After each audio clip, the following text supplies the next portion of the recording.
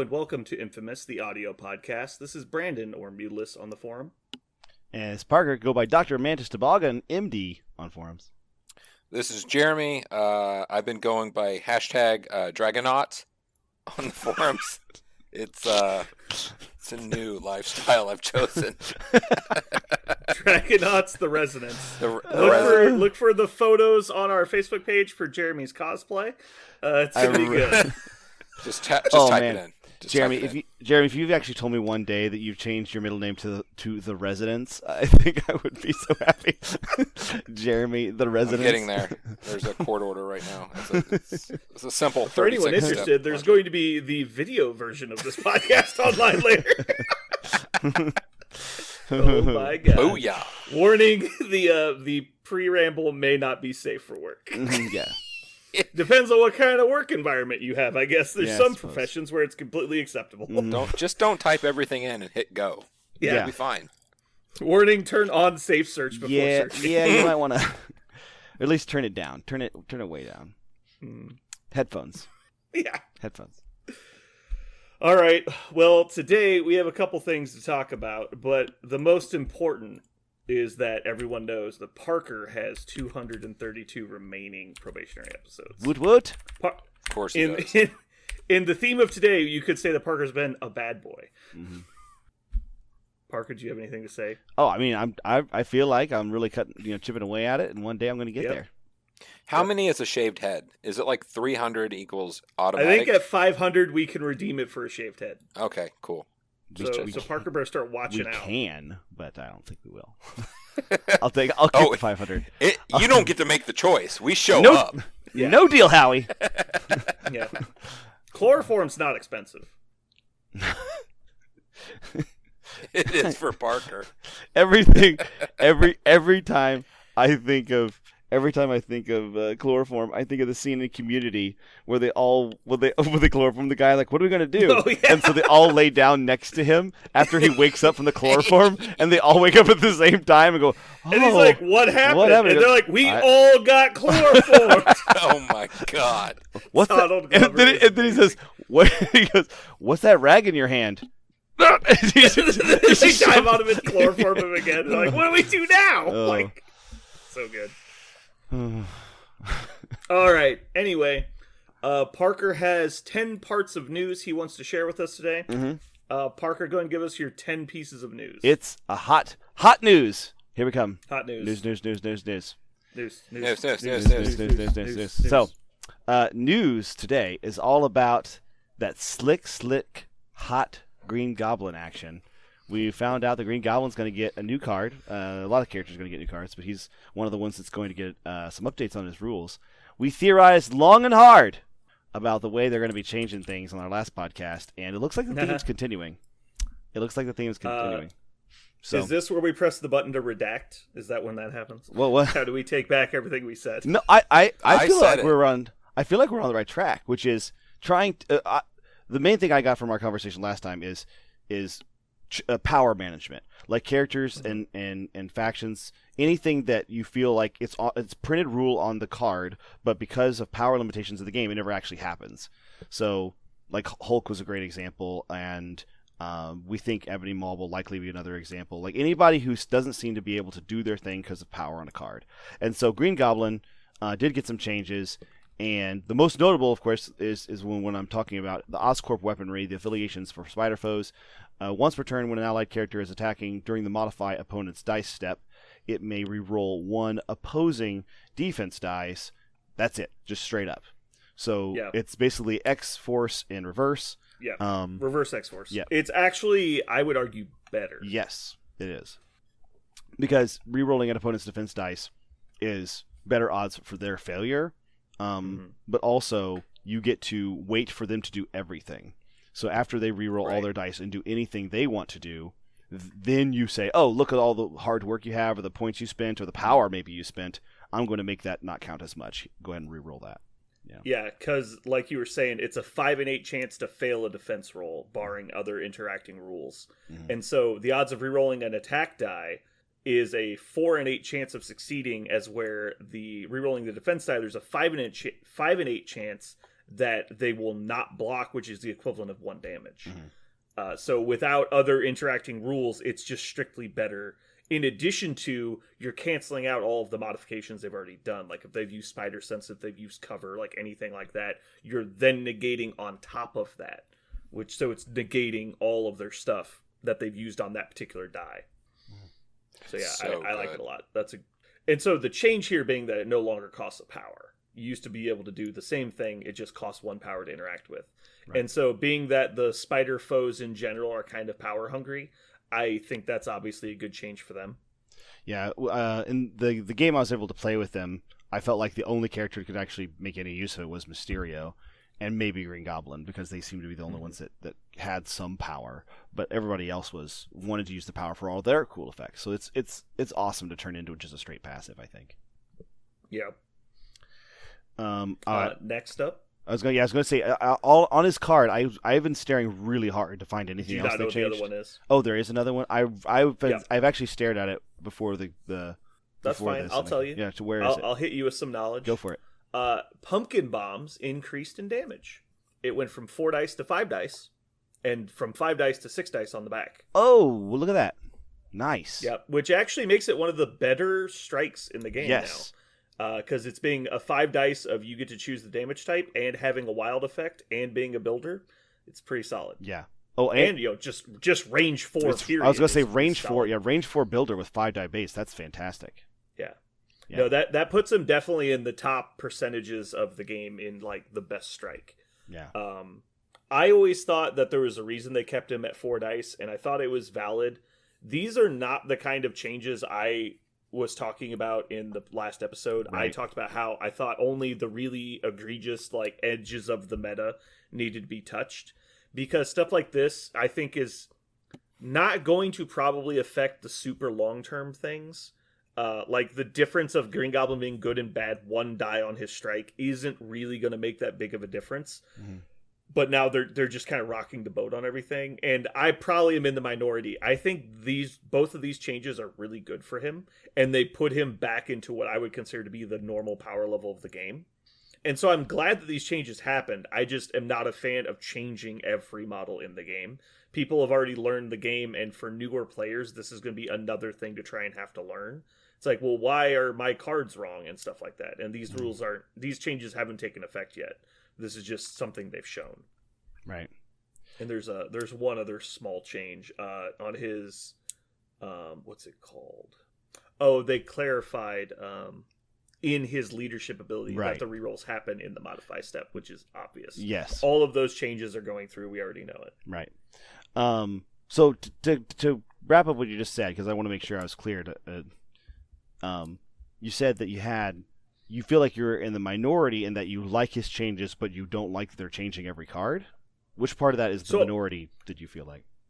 I think the fact that they shouldn't be making these changes means that I'm in the minority. I think that the changes are good for the game. Right. Like him having these new abilities and stats make him a better model in the game, and he's not so overpowered that he's now oppressive. Like that's not the case. This was a great change for balance.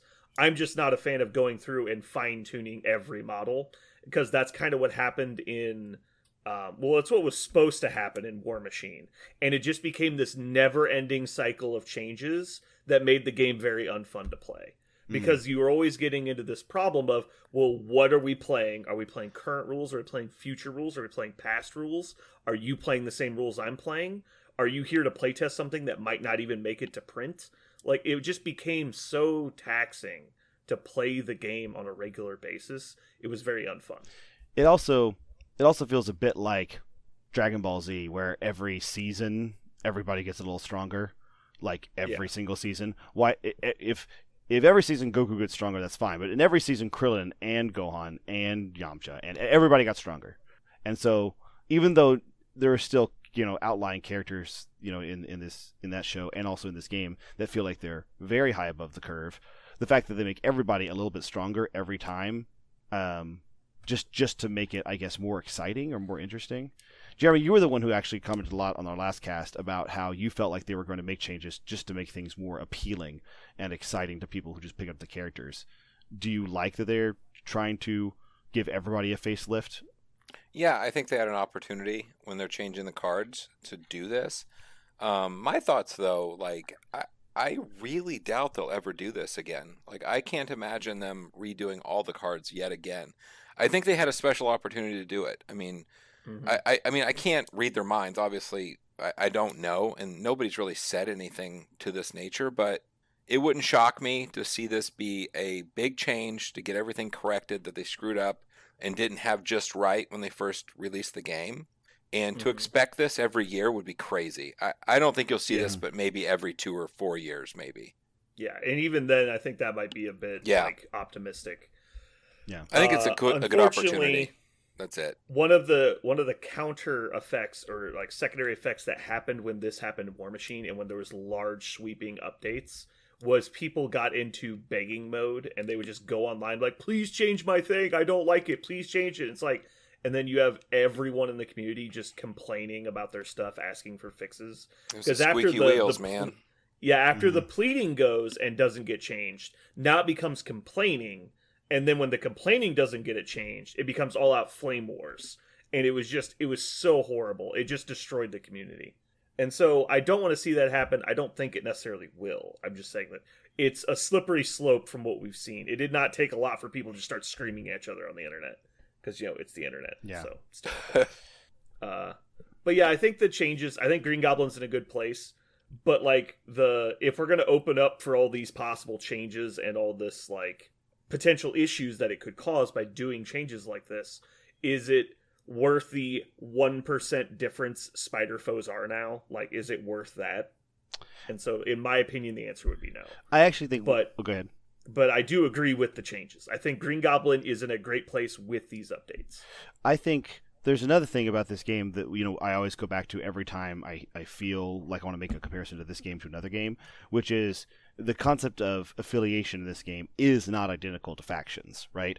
So True. Yeah. so every in a lot of games you were encouraged both by the way that you bought things and by the gameplay to just buy a single faction, or if you wanted to be a collector, buy more. But the point is, you were encouraged in the game to specialize. But this game is actually about diversification. If you want to play the whole game, you can actually just keep buying the heroes that you like and put down one hero that might work for two others. So if you have 3 heroes on the same team, you'll get a bonus. But then everybody else just plays with you. You just play them. So that's one of the things that You also would be nice about you also this. just don't need to be affiliated. You can Right. literally play whatever you want. Right. And I also the reason why I hope that gives this game some sort of protection is you will not get perhaps as much the crybaby effect where people go, what, my faction that I've been playing for 7 years is on the bad side of this wheel right now, right? The top faction is getting all the attention, the bottom faction is not, and I want the wheel to spin or I'm going to complain. Well, that's not necessarily at this game because it may be one model in this reset that doesn't get the love you thought it could get, but that doesn't destroy your entire collection. Yeah.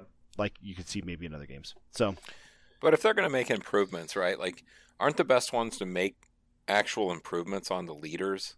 I love the fact that they fixed him in a way that made him a little bit better and more fun to play. Yes, his gang got better too, but I mean, wouldn't it be nice to make Thor just a little bit better? Like, just a tiny bit. Now that you say that, I think Thor is one of the Yeah. ones that will actually get changed. yeah, I think I mean, just a teeny bit, right? Like, there's Yeah, just he doesn't need a lot. He just needs a little bit more. So fixing the leaders, I think, is amazing. Like, get Mhm. those guys up there, man. Make them the badasses of the faction, not Valkyrie. Valkyrie can't You be the should- badass of your faction. You shouldn't feel like a tax to take your Yeah. leader. Correct. Yep, Yeah. that's a really good point. And so far we've seen already with Captain America, obviously they wanted him to be able to throw his shield and be a badass with that. Mhm. And Yeah. Green Goblin, they wanted him to be able to throw pumpkin bombs and for people to be scared of the pumpkin bombs and not just you're trying to do anything with them and you're waiting for him to Yeah. flip over so he gets more power. Yeah. And anyone who hasn't looked at like competitive games in other genres, there is such a thing as a cosmetic change. And a cosmetic change, not like a visual change, but in a perception change. Right. So when you look at Green Goblin now, even if the actual change does nothing to affect the outcome of the game, the mental opinion of things that have just been updated, even if it was the most minor of things, will get people thinking about them in a different light. You won't go, oh, Green Goblin sucks. You go, oh, well, they did just update him. Maybe he's better than he was. And so that's the mental state you're in, even if you go back and now it's like confirmation bias. I played him and I won, so clearly he's better now, even though you might have had a good winning rate with him before. Yeah. And so that definitely happens. Like in League of Legends is the most famous game for doing this, which is an online MOBA. But basically, they'll take a character and they'll just change a number that has no bearing on the quality of the character.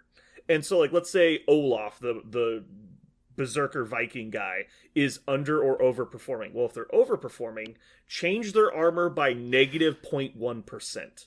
And they're like, okay, and they put it in there, and then it shows up in the patch notes.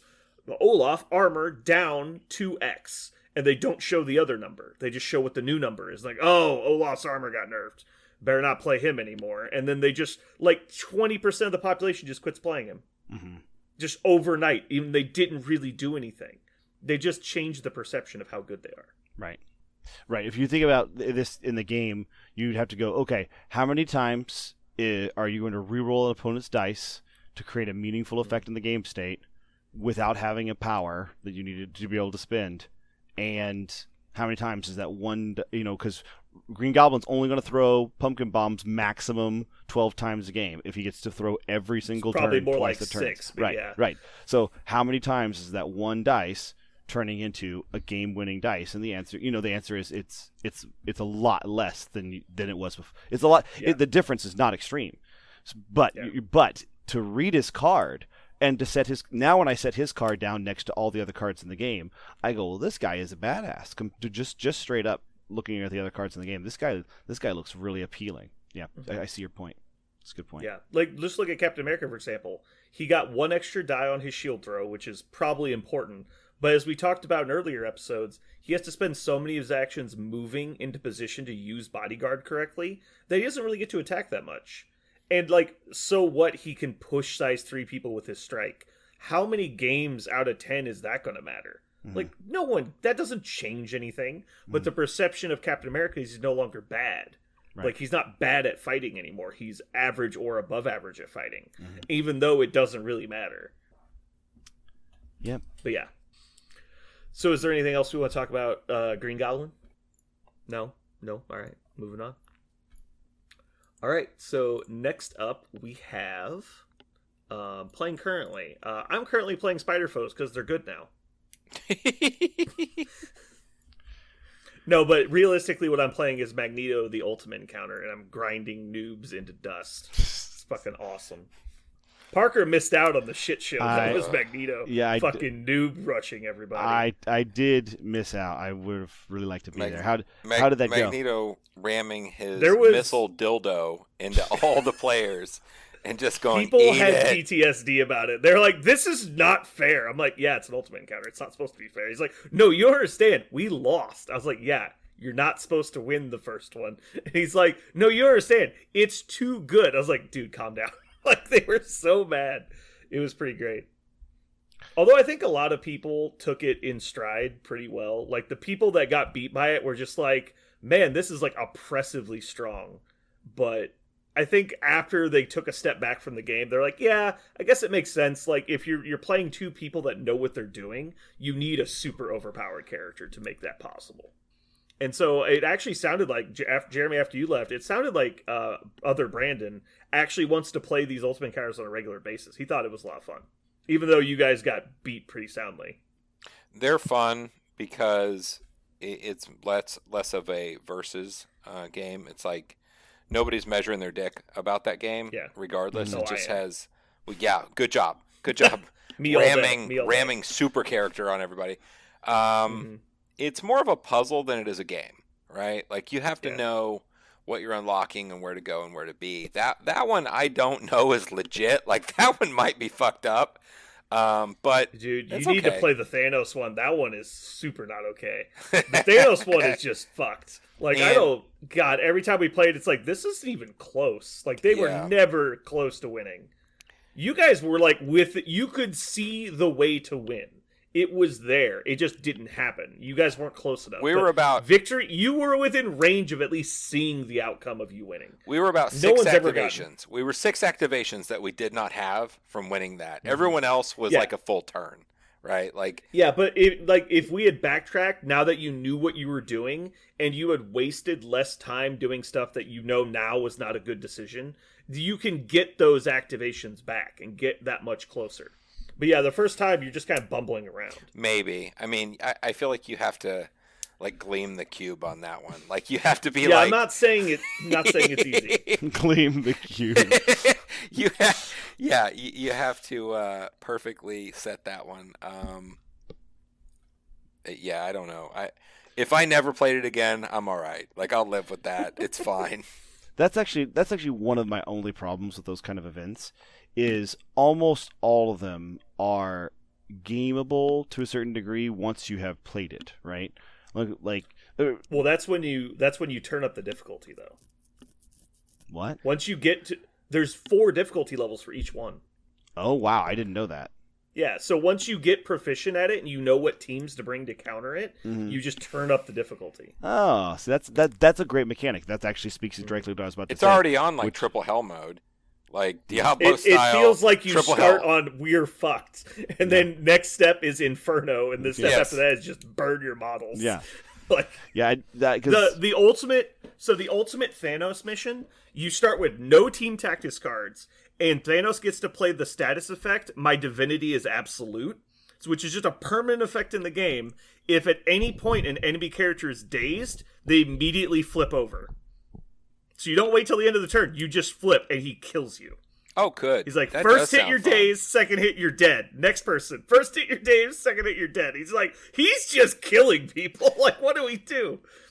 Could you take a red hot poker in your ass? Like that's He has really fun. He has a beam 5 that does like 15 dice mystic. Oh yeah, okay, like, that it's sounds absurd. good. That's fine. So he throws it once, and you're like, "Oh, cool!" So all my people fall down. But then they immediately flip, and he just loads up the Omega Beam again and hits them again. You're like, "What?" Like, just kills 4 people with 2 actions. You're like, "Oh my god!"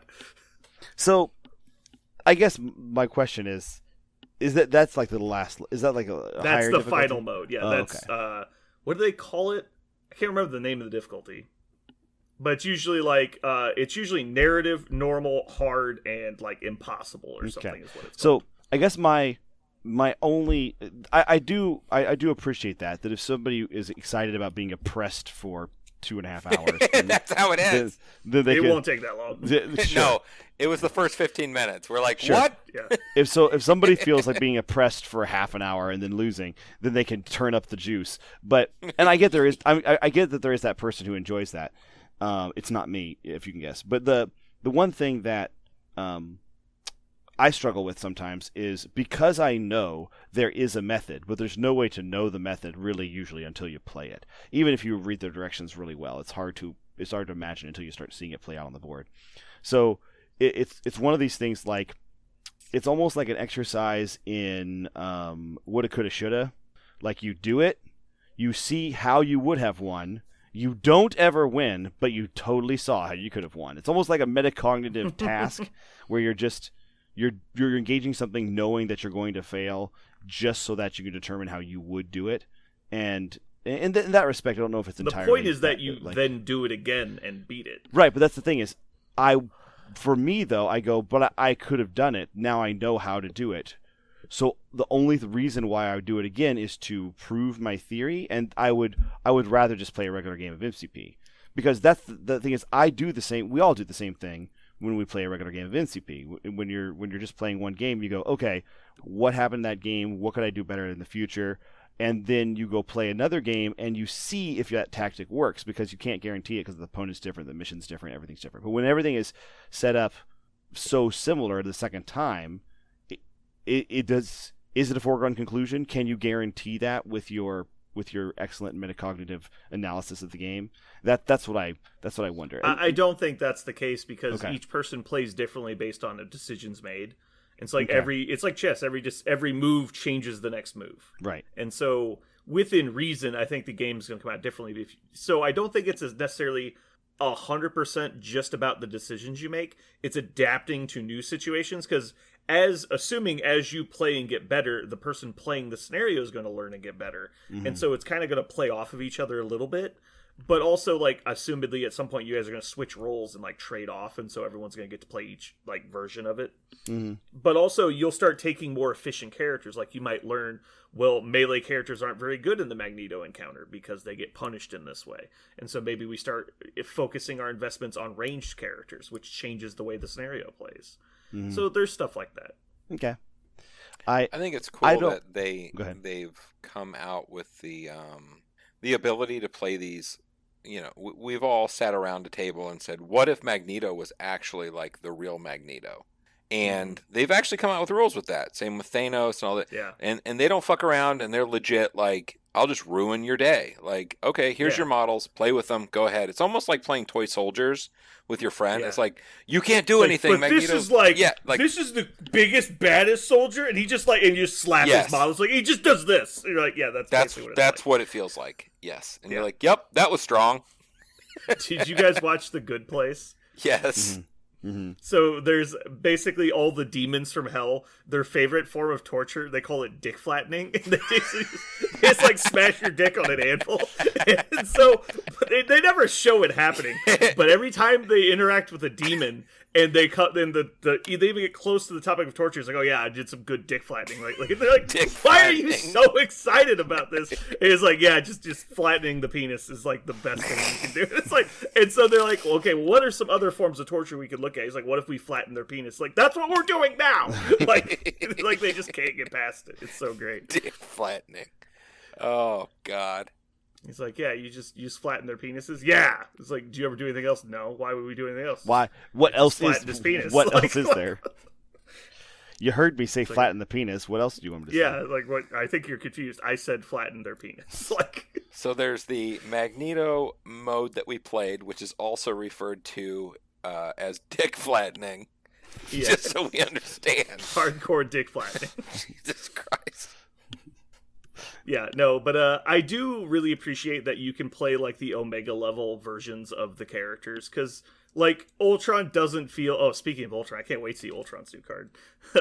Jesus, that's what I'm excited about. Yeah, maybe his strike won't just be objectively worthless. Like, there's really no reason to ever use it.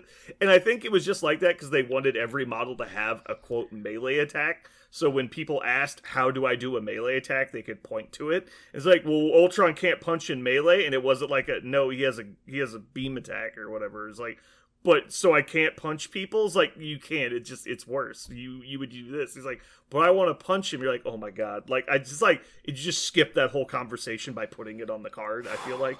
And to fix if you roll crits, stare up into the sky, count the number of stars that are in the sky. What does your opponent think about stars? You're like, what does this do? It did not help that they had a misprint on his card. Oh man, that card is a train wreck. It's an active ability you can only use after your opponent rolls defense dice. You're like, wait a second. Wait, what? So I do this on the next attack? Like, oh God damn it. Whose table do I play this on? Oh. Reading Ultron's card is just another form of dick flattening. More dick flattening. I think you got the name of the I have to look episode. it up now. I have to look it up. What, his card? So yeah, his strike. A 4-point model has a range 2 4-dice strike. That is a gainer, not a builder. You just get 1 power for using it. How stupid. And then his energy blast is range 4 5-dice energy, and you gain power for damage dealt. It's like, why would you ever do that? Weirdo. Oh boy.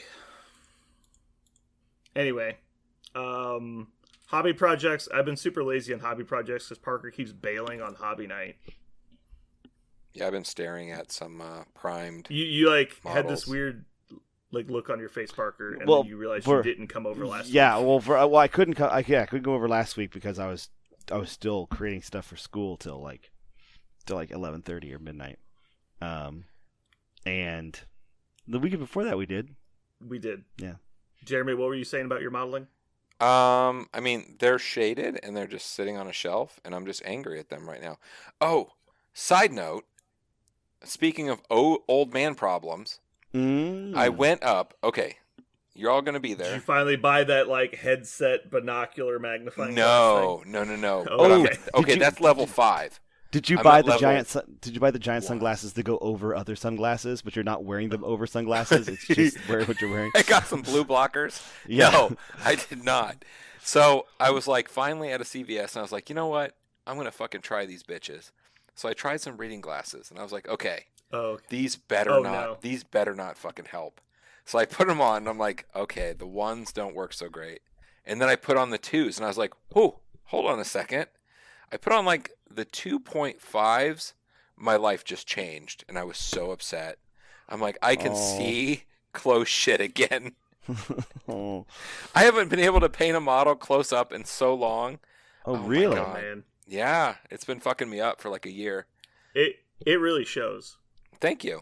Thank you for noticing. They're like, we noticed your models when you were playing Privateer Press games were really nice. Mhm. What happened? I'm like, what the fuck?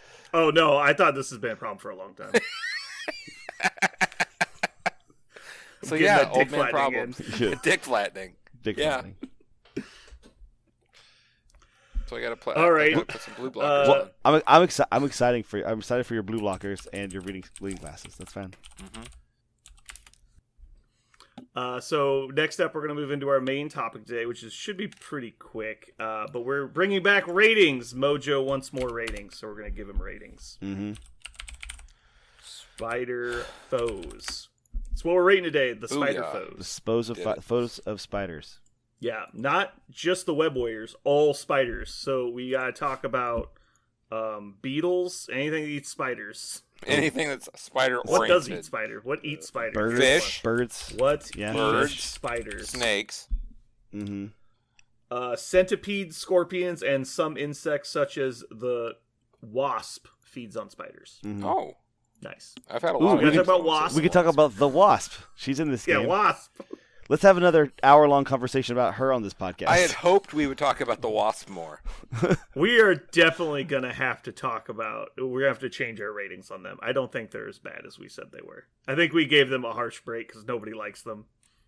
They were I've decided I'm going to play them in the Avengers someday and lose, but be surprised. Well, now that there's a leader that helps them, I'm sure that helps a lot. I think it will. And if you're thinking about, I want to take models that die easy. Ant-Man and Wasp, right there. Yeah. They Easy die there. easy because they get eaten by spiders. Bum bum bum. No, I get it. Yeah, Ant-Man actually ants also eat spiders, just after There you go. after they die. Okay, so first up on the docket today, we're going to talk about one Otto Octavius Mhm. extraordinaire. Who has a badass? Otto name. Octavius, MD. Is Yep. he a medical doctor or just a regular Nope, doctor? nope. He's a doctor. He's Mr. Like he's doctor. he's- Doctor. he's a Mr. Doctor. Oh, Mr. Doctor. Yeah. So Dr. Octopus, who has a cool new model coming out, is he's not identical on both sides. He has size 3. He is 5 health on the front side, 6 health on the back. Otherwise, his stats are identical with medium movement. I'm sorry, I say size 3. Oh, he's a medium base. Size 2. Yeah, he's size 2, but a medium base. And 3 crisis points. He has 4 physical defense, 3 energy, and 4 mystic. He has a range 3, 4 dice strike that does give him power for damage dealt, and flurry of arms, which is not flurry, just flurry of arms. On a wild, when making this attack, each wild counts as 2 successes. He also has an energy attack called Arm Lasers, which is range 4, 6 dice, cost 3.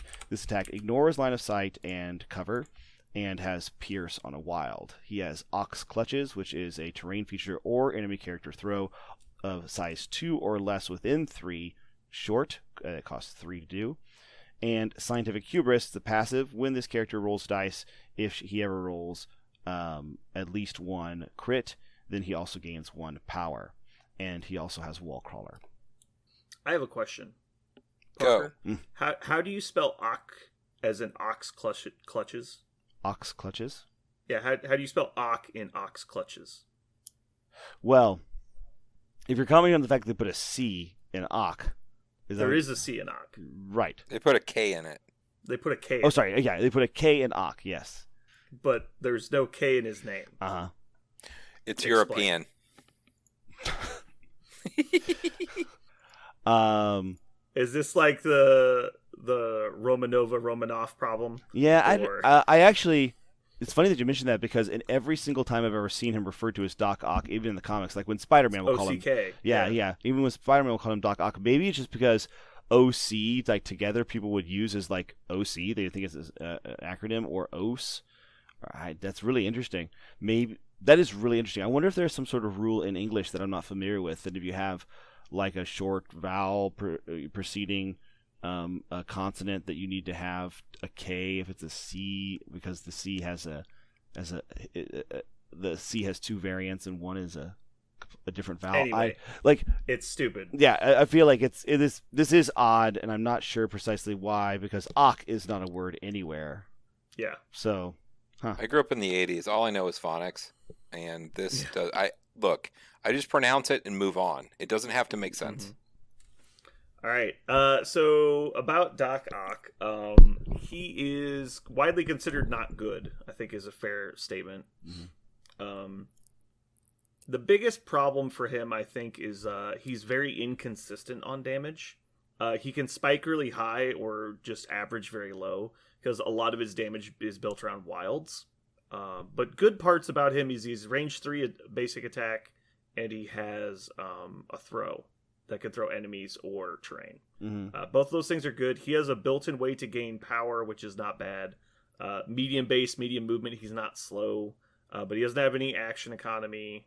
He's not overly survivable, while a couple 4s on defense is not alone makes someone hard to kill. Yeah, he's just kind of meh. He's definitely a starter box character. He kind of just has some stuff, and he's overly simplified. Mm-hmm. I think if we saw an update to him, that would not be surprising. I was gonna say he's definitely the Iron Man of Spider Foes, where he suffers from that. They wanted to make somebody really simple and obvious syndrome, but I mean there are some things about his card that make it's not. The word is unappealing because he's so generic.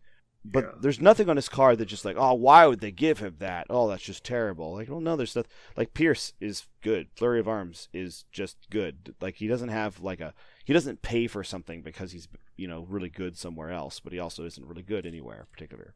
Yeah, I mean, a range 4 6-dice energy attack with Pierce that ignores line of sight and cover is not bad. No, like it is a good attack. It's like there's nothing. It needs one more thing, is what it feels like. He always comes up just a bit short of what you hope he'll do. Mm-hmm. All right, so going into the ratings. So first off, rating his offense. Hold on, let me get my spot here. There we go. So rating his offensive output. He has probably slightly above bare minimum damage and a throw. The throw is not nothing. I'd probably start off the bidding at a 4. You don't think he has... like average? You think he's a 5? I was going to say 5. I could be talked into a 5. There's just a lot of characters in the game, and there's a lot of characters that don't do damage, like Wong and people like that. Right. And it's like, I think he's ahead of all those people, but there's a lot of people that have better attacks than him. But he's a 3-point model. Like, he's not like, do you see him killing people? He doesn't have any action economy to get those attacks. They're not short range, but still, he's got to get there. Right. He does have the wall crawler move medium on a medium base, and the fact that all of his attacks have really long range. He's probably going to be.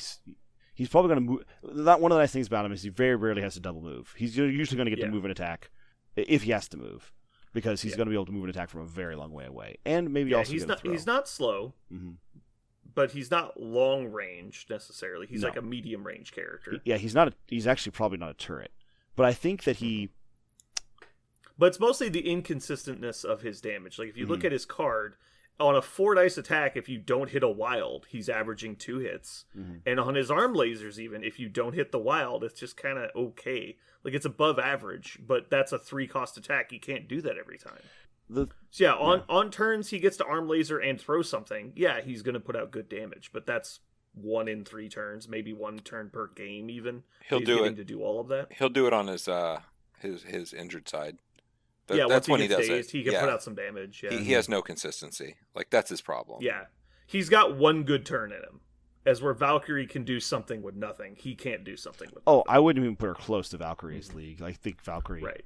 But I would say that I think looking at some of these other stats we have, I feel like a 5 we have on the list is Star-Lord. I feel like he has a very similar like damage output to Star-Lord.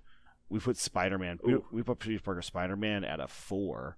Like I feel like Doc Ock belongs at a 5. Yeah, he's probably slightly better than Spider-Man. I don't know if it gets him a whole rank higher, but he is definitely does more damage than Spider-Man. Yeah. So real quick though, he is one of the characters in the game that can produce 12 hits on one roll.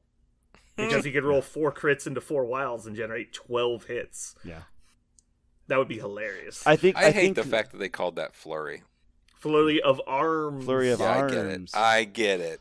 It should be called arm flurry or something. Yeah. Or like whirlwind attack of tentacles arms. or Whirlwind. something. Yeah, something. Yeah, it didn't have to use the word Barrage of flurry. tentacles. Yeah.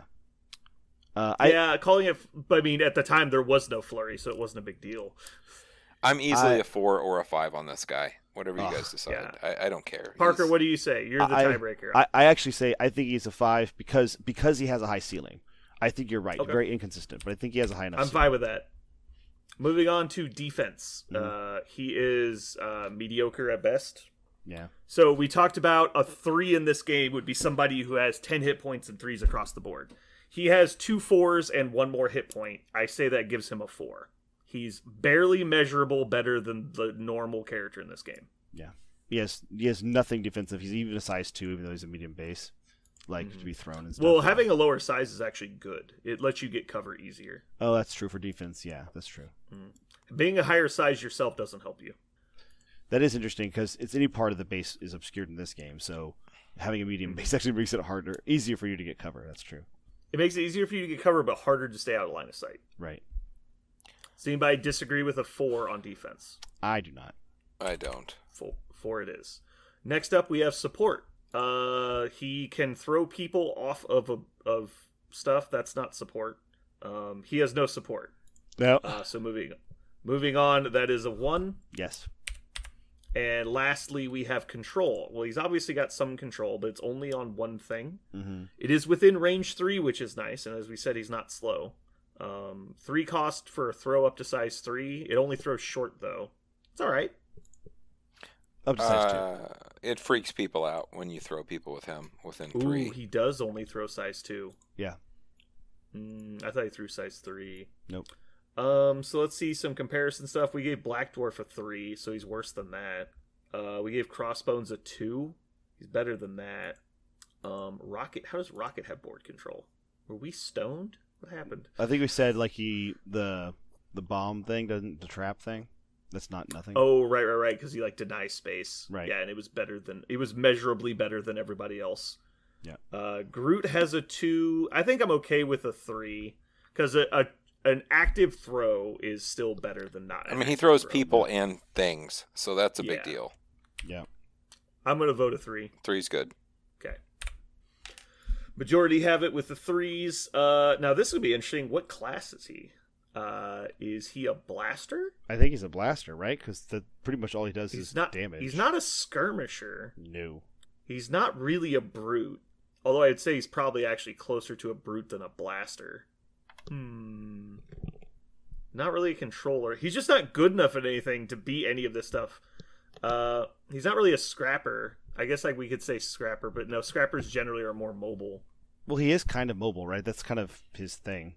Well, he's not mobile. He just has high speed. Doesn't Right. mean he actually gets to move. I know. I just want It's him not to be action. Yeah. I want him to be something. And that's the problem. He's caught in this category of he's not You know what? specialized and he's a 3-point If model. he had charge, this guy would get played.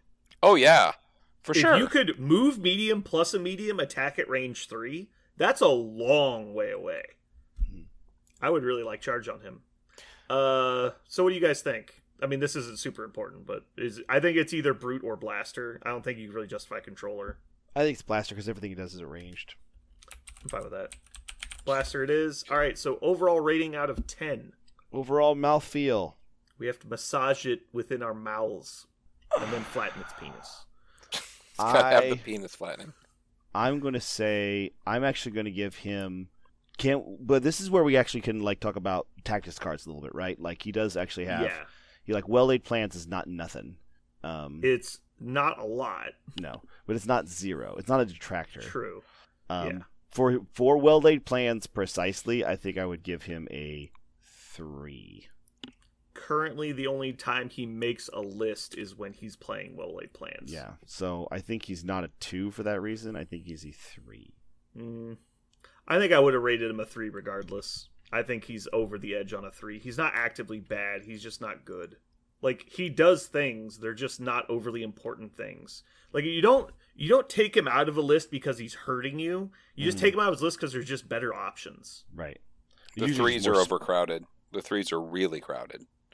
What? So, as in... You're talking about the ratings list? No, I'm saying in general. Oh, the like point. threes. The point value. Just the point cost of Yeah, threes. 3s are very crowded. There's a lot of competition for the 3-point slot. I would say 4, but you guys said 3, so we're good. I'll live. 3 it is. If anybody needs an update, it's probably Doc Ock. Doc Ock needed one more than Green Goblin did. So, All right. So next up on the docket, we have Green Goblin. How about that? Yay! So do we want to talk about the spoilers, or because we just talked about it today? I think we should probably count it with the spoilers. Yeah, I think so. But so we'll give the final rating, but we'll talk about both. But the ratings we're going to give are based on the current card. Sure. But we'll give the overall conversation about both. Okay. So Green Goblin, otherwise known as Norman Osborn, is very different on his front and back side. So we'll go ahead and start with his healthy side.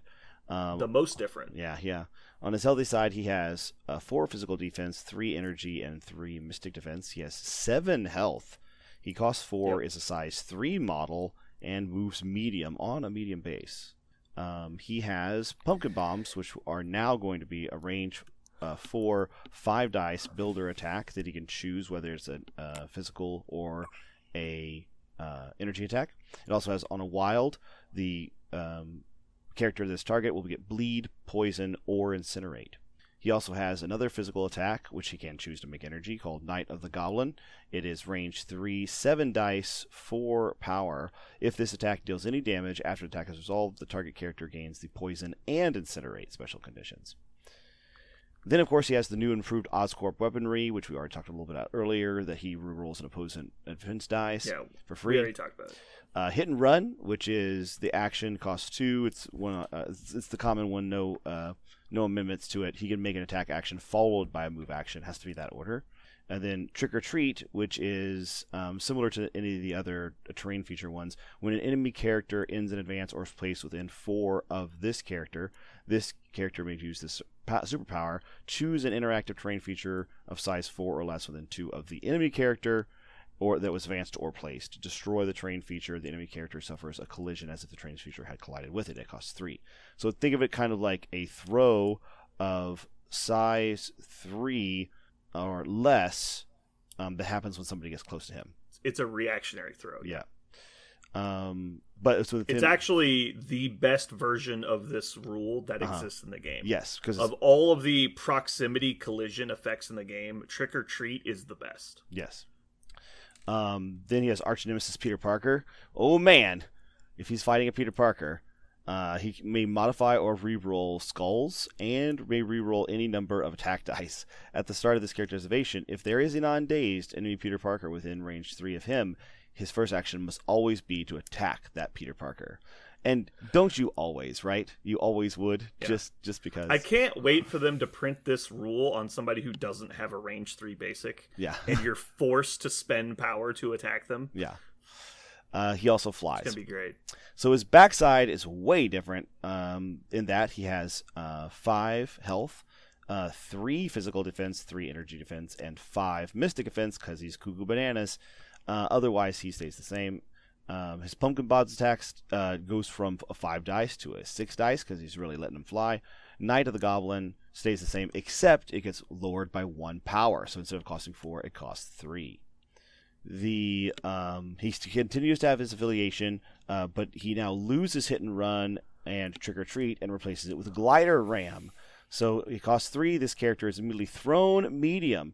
It does not suffer damage, but other characters that he runs into do suffer damage. And then he has Arch Nemesis Peter Parker, which remains unchanged, and a new passive called Unstable Psyche. This character cannot interact with or hold objective tokens, but during the power phase, roll 5 dice. For each crit, wild, and hit rolled, he immediately gains 1 power. That's in addition to power he always gains. Yep, that's a Green Goblin. Mm-hmm. So I think this is one model that you'd actually rather have the 7 health on the backside. After playing him a few times, there's just so many times you'd rather have Glider Ram and the extra power generation. Because on the front side, he's very power hungry on the front side. On the back side, he has an excess of power and does more damage. But when you get flipped to your injured side, you already have a lot of power. And you have a shorter period of time to use it. So I think it's kind of disadvantaged that his health is on the front side, when normally you want the majority of your health on the front side so you count as contesting. I think he actually would prefer to move that extra hit point total to the backside. Well, Hit and Run doesn't compare at all to Glider Ram. Like, Glider Ram is a charge plus. It's like Uber charge. Right. It's super pounce because he moves medium. It's crazy. And then causes a collision that only your opponent has to resolve. And he's size 3. Yeah, so trading Hit and Run for Glider Ram is very different, but I like that there's a tactical difference, because early on he's kind of more of an objective piece that has a gun, and once he flips to the backside, well, now he's an all-in aggression piece, and so he has a very different style change, which is great for the way that Green Goblin is. Like, it's a really fun thematic thing that happens. But like the Unstable Psyche giving him a bunch of extra power, it just doesn't matter. Mm-hmm. Because generally what happens is he flips, his defenses realistically go down, and then he has less hit points and he dies. And so it's like, oh look, I got flipped over. I've got 10 power now. And then you go crazy trying to spend it all, and Unstable Psyche doesn't matter because you're already capped out the first turn, and then you're dead the next turn. That's generally how I feel it goes. But anyway. There's one thing I do really like about the pattern that you just described, which is in a attrition-based affiliation, where you're usually playing to whittle your opponent down enough to win on scenario, or just kill your entire opponent. I think this cadence that he has is really effective for that, because you're usually trying to slow down the scenario game at the beginning of the game and make it so that you're not totally overrun with scenario points, so that your opponent has to do almost nothing to trivially win before you can eliminate them. But then towards the end of the game, you need all your models to turn on to 11. Everybody needs to go Super Saiyan and kill stuff, because the game's almost over. You've flipped a bunch of cards over and you need that thing to die. And if Green Goblin's flipped over, he has a much better chance of doing that than on his front side. I think it's kind of interesting that if the way Green Goblin plays is a lot like an attrition list plays. You want there to be this kind of slow, I'm doing damage, I'm flipping you over in strategic ways so that I'm denying you points and I'm getting points. And the game's almost over. It's turn 5. Kill them now, or I lose. And he plays precisely that. He finishes strong, I think you could say. Right. It's like he hits the nos and he's like, let's go! Yeah. All right, so offense on Green Goblin. So before the update, I think he was very kind of lackluster on damage. The getting to choose your damage type is pretty relevant in some situations, but most of the time it doesn't matter. So many people are just 3s across the board that abilities like this are really hard to utilize versus like not Venom.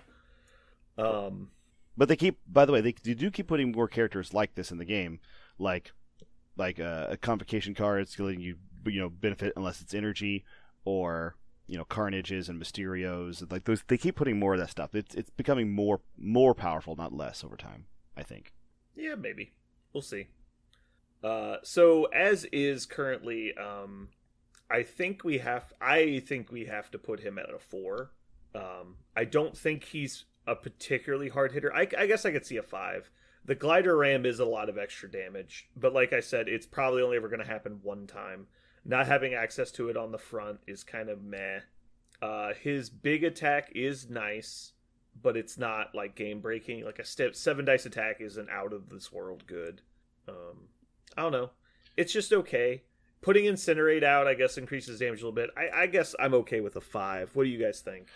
I was actually for me, and I don't know how much you guys do this, but I often lump kind of mobility into offense because usually that's what you want. You want like action economy for offense, and I feel like both sides of him has action economy. Both whether he's and the backside where he's throwing himself into people, like doing a size 3 throw and moving yourself into position is so good offensively. I know it will only probably last for one turn because you will go down after that turn unless your opponent's very obliging or their dice are very obliging.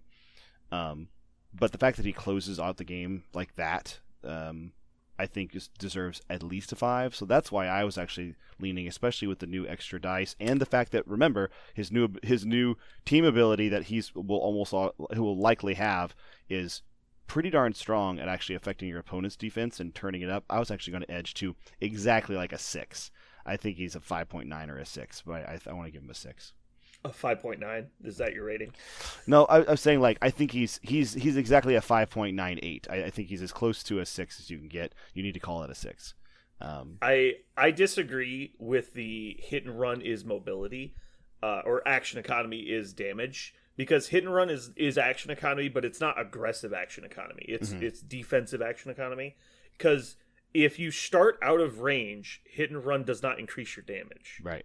So there's no situation that hit and run really increases your damage because it doesn't let you close the gap. Glider Ram absolutely does. Glider Ram is huge on the like increasing damage spectrum, but not having it for the early turns is a big deal because by the time you actually get it, you don't need to close the gap more than likely, which means it's just causing a collision, so it's really not any better than a throw. It should be said that his front side is situational because I think hit and run can turn into damage if specifically you needed to move in order to cause more damage the next turn, turn your actions into attacks later. But Trick or Treat is another one of those that only works situationally, but is a really strong, response throw. If you have the power to do so, he doesn't have power for it. Yeah, that's the problem. That's the issue. Hit and run again is not sustainable. He can do it probably once in the early turns. Mm-hmm. He doesn't get enough power to do it on a regular basis. I'm going to still stick with my 6. I think he's like I said, it's really hard. Jeremy, tell this idiot why he's wrong. All right, Parker, you're absolutely correct. Oh, yeah. Fucking Judas son I of a was bitch. I was kind of waiting for the dick. pause to jump in there. His ability to change that die that they have re-rolled again, and finally got themselves a shield or whatever, and you just plop that sucker right back. I would give him, now that he's 5 dice, he's worth a 6 dice even as an attack, and he's 4 range on everything. Like, He doesn't get to use the leadership on every attack. not every Just attack, once. no. On the good ones where you only block 1, take 5. Congrats. I'm looking for a 6. So other 6s we have Baron Zemo, Red Skull, Ultron. He's going to do as much Yeah, I damage. guess he's as in that those. range. Yes. mm-hmm.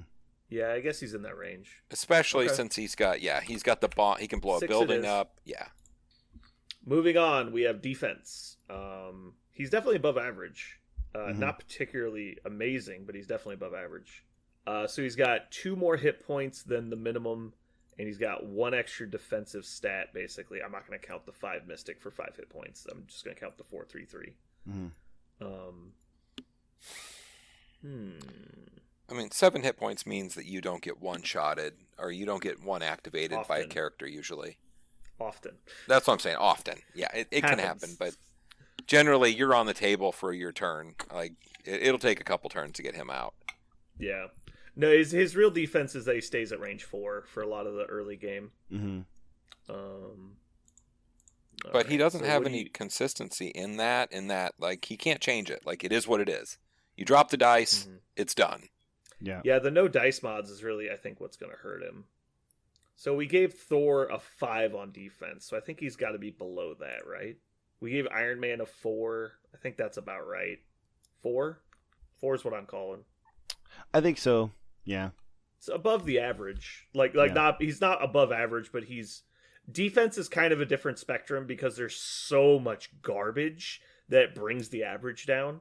Like, there's so many just 3s, 10 hit points, just throw them out there. Like, there's so many of them Mm-hmm. that it's just like it weighs down the bell curve. But he's noticeably above that. Jeremy, do you agree? You guys picked that number already. I'd say it's one higher because he has 7 health on the front, which is ridiculous. It's not ridiculous. It's a lot. 7's a lot. It's uncommon, but 12 hit points isn't uncommon. No. On the front, his backside's a just blowout. okay. His backside's a Yeah. blowout. Like, the problem is that he's very easily KOable in one Yes. round because you'll flip him and he'll die before he gets a turn. And that's actually the reason why I think he's a 4. That for me, that's it. Yeah, he's very vulnerable to that double hit, and being that he's your leader, it's a huge advantage for them to do that because they're getting rid of your leadership as well. I'll give you all that. That sounds good. Yeah. Moving on to support as a leader. I can't remember. It's been so long since we've done this. Do we count leaderships? I Yeah, think we usually do. It gets We one did. for I that. thought we did. Mm-hmm. Captain America had or support of 7, so yeah. I guess he has other shit too. Hold on, was Red Skull has a bunch of other I think shit. Star-Lord was a good example because we gave him a 3 because we He doesn't do anything else. Yeah. Yeah, that's a good call. So his leadership being a lot better now. I probably would have called it a 2 before. Mhm. Currently, I'm happy saying 3. That's a Yeah. solid leadership. It's not amazing. It's definitely on the low end, in my opinion, of leaderships. right. It's an 'Cause attrition. it's not like It's attrition you're not leadership. playing spider foes so that you can reroll an enemy defense dice. You're playing spider foes to do something, like play the characters you want to play, Right. and you conveniently also get to do this. Yeah. It's a nice Does that go feature. with you guys? Yes, Yeah. I like the idea Threes. of 3. That's fine. All right. Control. He has no board control, no pushes, no throws. When he lost drop off, he lost his character. Like, let's just say that. Like, that's yeah, why drop he off was existed. probably pretty harmful. Was he actually legal when drop off? Yes, was out? it was part of his kit. I think it came with him, didn't it? No, drop off was in the core set. Well, when he came out, he was the first flyer on a medium base that moved the way he did, and everyone used him to drop off. He was the fastest character when he was. No, I think Ant-Man was actually out first. Let's see, when was Ant-Man out? Basically, Green Goblin stopped existing once they banned drop off. 26. He came out right before Wasp did. Okay, and he's a blaster. So overall mouthfeel on a Gobbo of the Greens. What did we give Thor again? What did you say that was? Oof, on an overall rating. Thor overall got a 5. Yeah, Hmm. I think I'm okay with a 5 on him. I'm looking at all the other 5s. I really like the idea of a 5 with him, actually. I think what I described from him earlier, like how he does that, like, attrition clock that's often works in MCP, I think is really spot on. The fact that he doesn't get one-shotted very easily on the front side means he'll be around to do his thing. And if you get priority, or if your opponent lets him activate on his backside, he's going to do something before he dies. Yeah. Yet another reason they should not allow that to happen. Yeah. So I kind of wish that, like, there's so much stuff as I'm trying to play Spider Foes right now that I wish I had Criminals tools while I was playing Spider Foes, which is why I think so many people just play Criminals instead.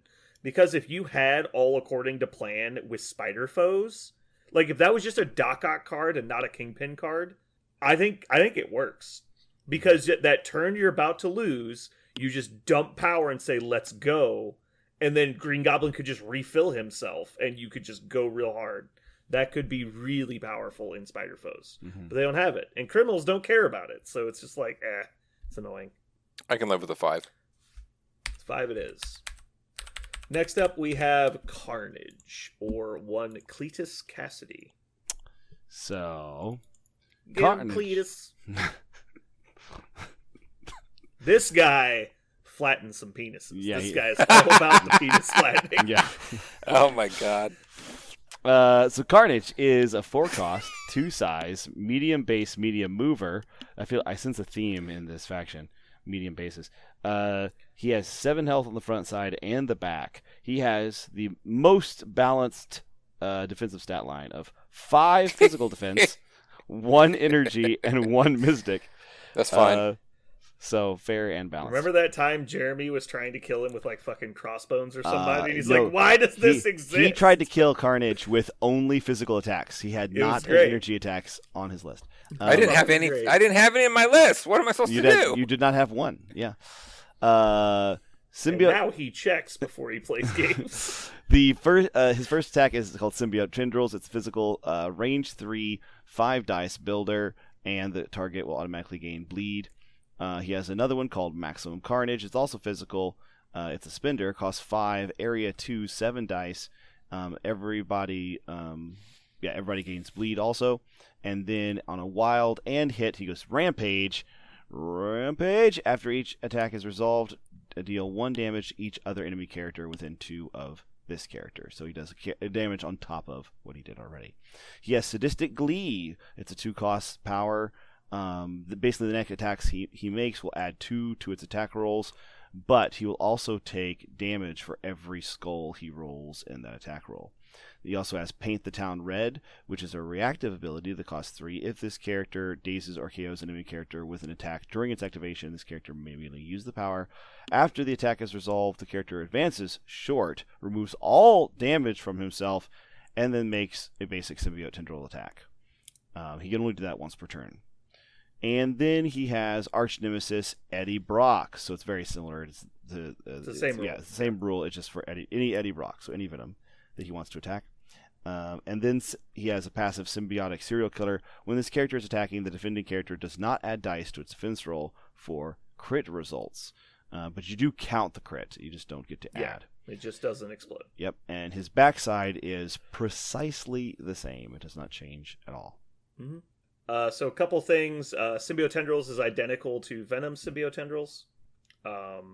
Paint the Town Red is the same as Angelic Assassin that Angela has, except it also heals him to full. Yeah, and then Arch Nemesis is the same as Arch Nemesis. These are the only 2 Arch Nemesis characters we have currently. Mm-hmm. It's good stuff. At one point, all of the characters for Spider Foes were basically medium-based characters that cost 4 points and were in individual $25 boxes. At one point, there was like 5 of them, and we were like, are you kidding me? Is the entire faction going to be released in individual boxes? And then Carnage was announced, and we were like, are you fucking kidding me? Everyone's going to be $25. Yep. It was quite annoying. So, let's go ahead and get into it. First stat, damage. This guy likes to deal damage. There's a lot of gimmicky AoE attacks in this game. Maximum Carnage is not really one of them, I don't think. Mm-hmm. If you get 7 power on Carnage, you will kill people. Like, that will just happen. Like, that's a lot of attacks. And he's not slow. Again, medium plus medium. He can get into some weird spots really quickly with Wall Crawler. And you're just like, oh, I have 7 power because you just dazed me. I go first. And he just like walks and explodes. And it's a 9 dice AoE 2. And it can potentially damage you for each additional time you do something. Also bleeds everybody. Mm-hmm. And so it's a crazy amount of damage. Paint the Town Red is amazing. It's very easy to set him up if you're also playing someone like Venom. Venom can web snare somebody in, hit them, soften them up, and then just let Carnage finish them off on his turn. And he'll get to move again and attack and heal to full. And so even if you're getting, like, my opponent thought that just getting energy attacks on Carnage would get him down, but he has 7 hit points. And so as long as you're not getting double attacked, he still doesn't go down.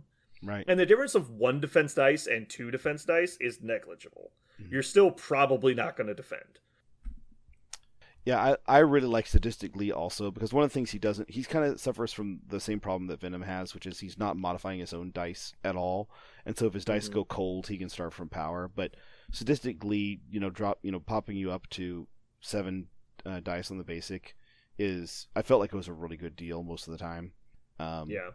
I also, the Symbiotic Serial Killer, it's not to be fucked with. In the game I got to play with them, it came up multiple times, and it really made a big difference, because as soon as your opponent pops 1 crit, and you're like, ah, shit, here it goes, Rocket's going to turn a 2-die block into a 4-die block. Fuck. Yeah. Well, people with cover, it's huge, because it gives them an extra dice that they can modify. Right. And so, yeah, just preventing the extra dice and then making them reroll 1 again, that's a big deal. Yes. The fact that he's going to be in Spider Foes doing that, it is. He can really mess with your opponent's defense dice. The 5 dice basic that it looks like, if you roll 3 hits, you should expect, you to land damage, which is great. And if you have 7 dice with Sadistic Glee, you're gonna be doing damage. Like if you attack somebody with 3 hit points and you have 2 power, which is pretty consistently you're going to have 2 power, you should always pop Sadistic Glee because you're coming in with 7 dice and any damage you deal to them is getting returned as power. Then you'll kill them, trigger Paint the Town red. You'll get 2 actions and heal any damage you took from Sadistic Glee. And it just starts feeding itself kind of like MODOK. Once you get that train rolling, it's kind of hard to stop it. Everything he does additional damage. Like it's just all about damage with him. But it's not like Killmonger or Corvus where it's like obliteration laser, right? He's not just one-shotting people. Right. He's just doing a lot of premium attacks with a lot of tools. He's like a Swiss Army knife.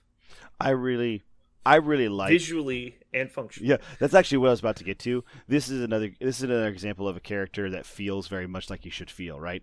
Carnage is supposed to feel like a blender, right? He dives into a bunch of people that don't deserve to die and he turns them into meat.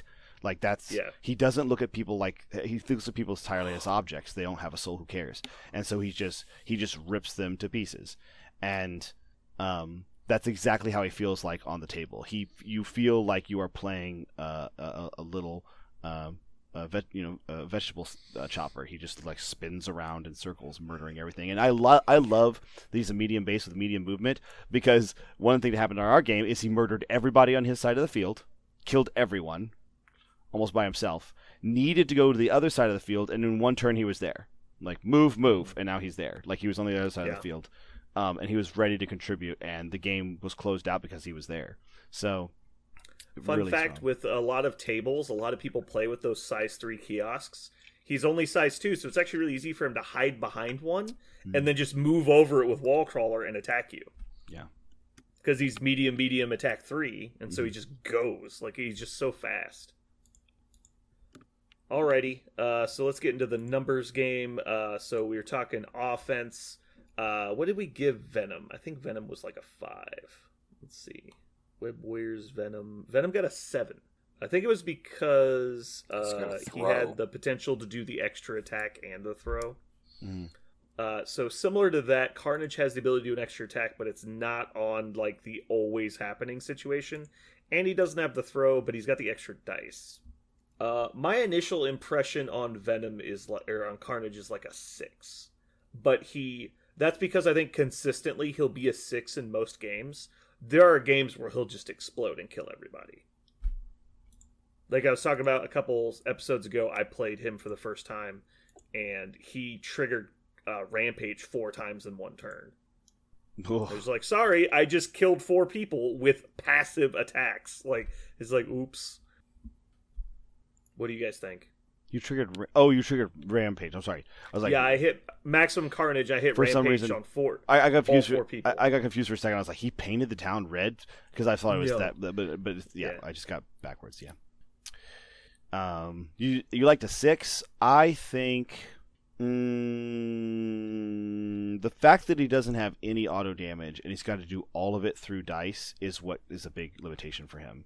He doesn't have any throw. He has no ability to just do 2 damage to someone. He's got to roll the dice, and it's got to be the dice because he's not affecting that. He is not allowing your opponent to spike between the if you're playing him in Spider Foes, which we're assuming right now.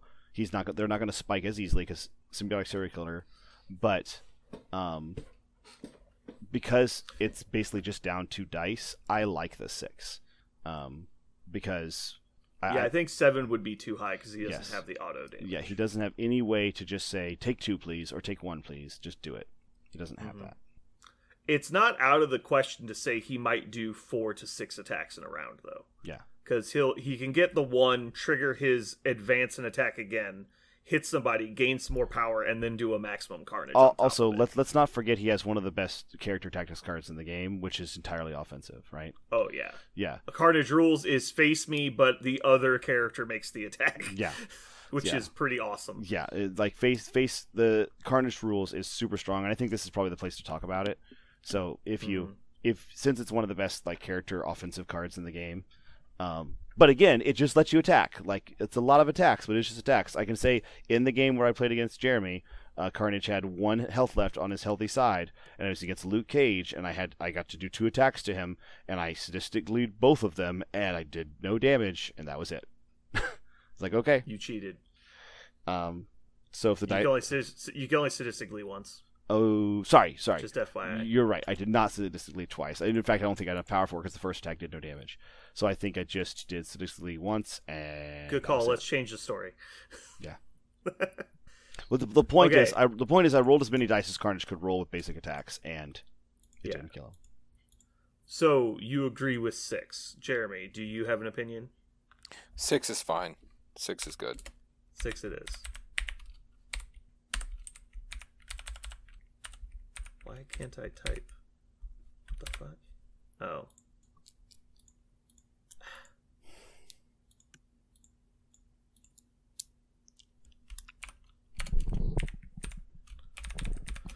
Sorry, technical issues. So continuing on to defense. Obviously, any bonus of having a 5 physical defense is going to be neutralized by him having 1s and everything else. There's one thing for it though, which is throws. The guy just doesn't really give a shit about throws. Yeah, collateral damage is not something he's worried about because he's more likely going to heal it than die from it. Mm-hmm. Yeah. And that's actually one of the things that's not written on his card that I think needs to be mentioned is that people will throw things at him. They'll go, I'll throw something at Carnage. And you're like, okay, 5 physical defense. They go, oh, okay, I guess I'll throw him at Carnage. And Carnage just blocks 3 or 4 or whatever. And then you're like, well, shit. That's not what I wanted at all. You're like, nope. Yeah, it's certainly not like his ace up the sleeve or anything, but I think 14 hit points is far more important than any of the defensive numbers on his card. Yeah. Like, people think that defensive stats matter. They really don't change the math that much. Like, you would have to get attacked so many times to see a return on defensive dice. Like, how many times have you rolled with Magneto 6 defensive dice and blanked out? Like, it just doesn't matter. You just gotta like wait for the spikes and just hope they line up with big attacks. But the nice thing is this character has both, right? He is capable of insane spikes because he's rolling 5 dice on physical, and if it doesn't work out, he falls back onto 7 health, and he has the ability to heal the entire bit. He's one of the only characters in the game. I think he is the only character in the game that doesn't just heal 2 or 1 for doing something. There's a decent amount of characters that heal an amount. Yeah, Venom heals any amount of damage he deals. There you go, Venom. The one thing the 5 does that hasn't been brought up is Doom Prophecy, and this guy is a fucking monster if you have initiative. That seems like a huge trap. Like, that seems like a gimmick that someone would do once and then realize it's terrible. Because you never get defense dice again. And you could already roll like 9 dice. Like, who cares? Like, beyond 9. Like, you're just rolling dice at that point. Depends what you're after. You're gonna throw 14 dice into Thanos, still not kill him, and then die? Anyway, it's a thing. If he had dice mods, I would agree. Like, at least Sabretooth has access to stuff like Dark Rain to give him rerolls. And so doing it with him to where he has a ridiculous number of attacks is good. He also has access to exceptional healing, so he doesn't just get obliterated by any random attack. I think Doom Prophecy is a huge trap. But the 5 on defense, that's what I'm talking about. It just exists. Like, it's a huge number for that. Defense-wise, I'm with, it's not good. I was going to say 4. He's definitely above the average, because 14 hit points with no defense is better than 3, 3, 3, 10. But also, he's extremely punishing if you fail to kill him. A lot like Venom or Sabretooth. Like, if you leave him on 1, it's going to suck so bad for you, because all you did was give him all the power he needs to kill you. Except he's also going to heal to full. Like Wolverine. Wolverine's another character you do not want to leave on 1. The heal to full and the 14 health, that puts him at a 3 or a 4 for me. So, whatever. He's definitely better than a 3 for me. Parker? I actually love the ability to get back all that health, and I do not rate the 1 on each of the other 2 as that low. I think he's actually a 5. That's my personal opinion. Because I So, think I you're think- going to paint the town red a lot. I think most if you were games going do. to have a 5-1-1 stat line, you definitely want the 5 to be in physical. Right. Because it means you're not vulnerable to all those people with the fucking pistols who Yeah. just do 4 dice, 4 dice, 4 dice, 4 dice.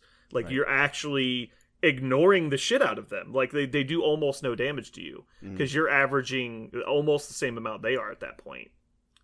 So yeah, I'm definitely, I think I'm closer to a 5 than a 3 for sure. You talked me into it. I'm going to a 5. Wow. Yeah. Next up, we have support. That's going to be a 1, and board control.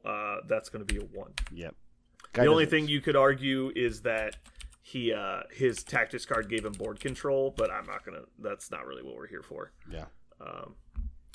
He's obviously a scrapper. His job is to walk in and murder people in combat, and kind of not die while he's doing it. He's kind of slightly mobile. So overall rating on Carnage. He's a 6-5-1-1. Oh, look, we did it. It's 5-1-1 in his stat line. Yay. Yeah. I think I'd put him at a 5. I don't think he quite gets to a 6 for me. But I do like playing him. He's fun. What do you guys think? Give him a point for character. I think he's just he's really cool and really different and kind of awesome in that way. I'll give him a 6. 6. Parker? I really appreciate the fact that I feel like he was rewarded for his mobility and his medium base constantly. I really like that. I think it's kind of a soft thing. Again, there's a lot of things on this card that aren't written on this card that are true, like difficult to be thrown at. He's going to be much more mobile than he appears to be. And then the consistency that his thing actually goes off, he feels like the character he's supposed to feel like. I also like the 6. Okay. 6 it is. Moving on. Lizard. One individual named Curtis Connors. Yep. So the Lizard is a super intricate character. He's got Very complex. very complex. He's like a Rube Goldberg machine. Yeah, like how do I teach these lizards? So he is 3 cost, 3 size, medium base, medium movement again, 6 health on the front side and 5 on the back. Otherwise, he's identical with 4 physical defense, 3 energy defense, and 3 mystic defense. He has a physical attack called Tail Whip. It's 4 dice builder that range 3. It has a crit push if you're size 3 or less. So you can push you short. Crit push. Nice. Yeah. You mean wild push. Did I say? Oh, sorry. Yes, wild push. Yep. Sorry about that. Jesus Christ. He has Cold Blooded, which is range 2, 7 dice, 3 power. If this attack deals damage, the opponent receives bleed and slow. He has Biochemical Breakthrough at 3 costs, which is interactive terrain feature or enemy character of size 3 or less. Within 2, throw short. And then Thick Hide, which is -1 damage, with a minimum of 1, and Healing Factor 1, as well as Wall Crawler. This faction doesn't give a shit about terrain when it moves. Every No, it single doesn't. character has Fly and Wall Crawler. So far. All right. So what to unpack here? I think this is probably the most intricate character in the game. So difficult. I heard they're adding him to Convocation just so people with the high IQ can try and figure him out first. Lizard Wizard. this- Lizard Wizard! Lizard Oh Wizard. God! Finally, we did it. They can't stop you, Parker. You're allowed to play whatever you want. I can put lizards in wizards. I will say, I tried to play an all brawler list, and so I did double symbiotes and lizard, and it was amazing. Like it's like, "Rah!" Like, and then I put Kingpin in there, and so it's like Kingpin, Venom, Carnage, Lizard. It's like this wall of beef. It just walks at you, and you're like, ugh, this is gonna be so annoying. Yeah, it is true that all of Spider-Man's fun. foes just need to be punched a lot before they go down. Yeah. Like, none of them just fall over. Not Rhino. He's Yeah. he's weak and squishy. Yeah, Rhino's such a dweeb. All right. So moving on, important things about him. He has a push on his basic, and he can throw enemies and terrain of size 3. That's all good stuff. He has a lot of survivability tools, obviously. So let's get into it. First up, we have offense. Having a basic of 4 dice is not a stellar way to start, but it is range 3, so that's not nothing. His Cold-Blooded is a solid 3-cost attack. Can even debuff people, and then he can throw stuff. So better than average, I would say, but not impressive. You're definitely not bringing him for his damage output. Right. I'll open the bidding at a 4. I'm going to go to a 3. Oof. That's a big oof right there. He throws size 3 stuff. Only when he's powered up and he doesn't generate his own. That's true. He doesn't get attacked a lot. 3 is People read his fucking card, rough. they're like, okay, it just says Like, don't attack No, and on he the top of his he card. basically doesn't get damaged like very much either. Mm-hmm. Like Yeah. getting that 3 is precious. Let me tell you. Yeah. Well, because he doesn't build very effectively. No. He's only got 4 dice attack. Parker? Yeah, he is. I find in every game I've ever seen him on the table or I've played against him, he's always just kind of like a piece of plastic that carries objective tokens around. So I don't. Literally, he is a piece of plastic Yeah. that carries objective tokens. But I've never actually seen him actually interact with another model. So other than objective Parker, tokens. the fucking philosopher over here. So I really, Drop Three the it bombs. is. yeah, I like him at a 3 3. it is. We're moving on, Parker. Next segment. Defense. That's easily a 3. We're going to move on after the 3. That takes us to 3. support. What does he do for support? This is how you guys rated Black Dwarf, so I figured we just keep the fucking strategy Oh, going. I actually believe this guy is much stronger than a 3. Okay. I disagree with you. So he has about average hit points. He's got slightly above average defensive stats. So that alone probably gets him to a 4. Mm-hmm. But then Thick Hide, which is damage reduction of 1 to a minimum of 1, and healing factor, those combined easily probably take him up another one. I'd probably say a 5. He also has access to exceptional healing, which can't be ignored, because a model that can heal and has good defense and can stop extra damage with a card, very annoying.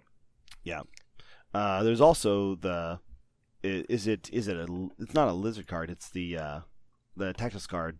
Is it a Spiderfoe only card? Or is it the Spiderfoe card that lets the lets somebody... Necrogenesis, whatever it's called. Yeah, that's a really weird name. Necrogenic Recombinator. Yeah. Yeah, it's move 3 damage from one spider foe to another spider foe within 3. It's not lizard specific, it is spider foe specific. And Right. I've played it, it's actually pretty solid. Yeah. I used it to take damage off of Carnage and put it on Venom, I think. Right. Carnage is a really good target for it, but this Lizard's another target for it that doesn't require he's Vice really to good. happen. Because if they're just ignoring him, you just dump all your damage on him. Like Green Goblin does a drive-by and just passes all of his damage off on Lizards. Like, keep healing up, buddy, and then he runs off to keep back to fighting. He's Right. like, why? Yeah. Like, he just waves as Green Goblin goes by. Yeah. I really like him for specifically that, the card. Because but otherwise he could just, like I described before, he could just be an objective holder, which is not bad for the game. Objectives win the game. But I feel like that's what he is most of the time. But as soon as he becomes a health battery, also, man, that just feels great. All right, so we need numbers. This is not talk theory time. Okay. I would say he is a... Who's the top end of defense in this game? He's a 7. Oh, Thanos. He's a 7. Ooh, that's a big He's a number. 7. Thanos is a 10. So going through other stuff. You got to Okay, here. We gave Hela 7. That was obviously a mistake. Loki got a 7. Captain America got a 9. Thanos is 10. 8. We got 8 is Ultron. because he has a card. Yeah, because the card. I think Groot he's- got an 8. I This think is he's- actually pretty close to Groot. I think he's I'm actually a telling you. 7 at least. He's I a think 7 at least. He's a 7 at least. So you got 3-point guy. We He's gave got Black Panther a 7 also. We gave Drax Um, a 6. Yeah, he for can't a- be a 6. a 4-point model to be a 7. Black Panther. Okay. We also probably lowballed Black Panther. We know that. We probably So I'm telling you, With all the Lizard for a rerolls. 3-point is more than most survivable 3-pointers you did. can. Well, field. point cost doesn't matter on his defense. Uh, It's just his overall defense against the game. It's not for the points. It's overall. When we get to the final rating, that's when we take point cost into account. but survivability is what Lizard does. I'm gonna give him a 7. Right. It's why you're taking him. Yep. Yeah. Now, is he better than the more expensive tanks? Like, he's not better than Black Dwarf. Black Dwarf is way harder to kill than him, but Black Dwarf costs another point, so that comes into the relevance of the final score. So, like, let me look up Black Dwarf, even though you guys were idiots when we were doing Black Dwarf. You're the idiot. Black Order. Yeah, we gave Black Dwarf a 7. I think it should be a 7. And that's because you guys were hating on him for some reason. I hate you. So, because I call out your faults. because you're an idiot. I think he's a 6. 7. He's a 7. Do it. I'm fine with a 7. 7 Click it it. is. Moving Put on. it in. Support. He doesn't have support. Control. Well, He's got do you minimal. want to count his control. tactics card as technically a support, or is that non-support? No, it's not. He doesn't have a tactics card. He does. No. And- Yep, you're right. And Yep. no. Moving forward. Actually, I think he might have a tactics card. It's like the monkey home lizard brain. He Oh, does that's have the it. weird one, yeah. It's so I bad. haven't even read it. I'm like, I won't even read it. I've read it. I still don't know what it does. monkey brain lizard home.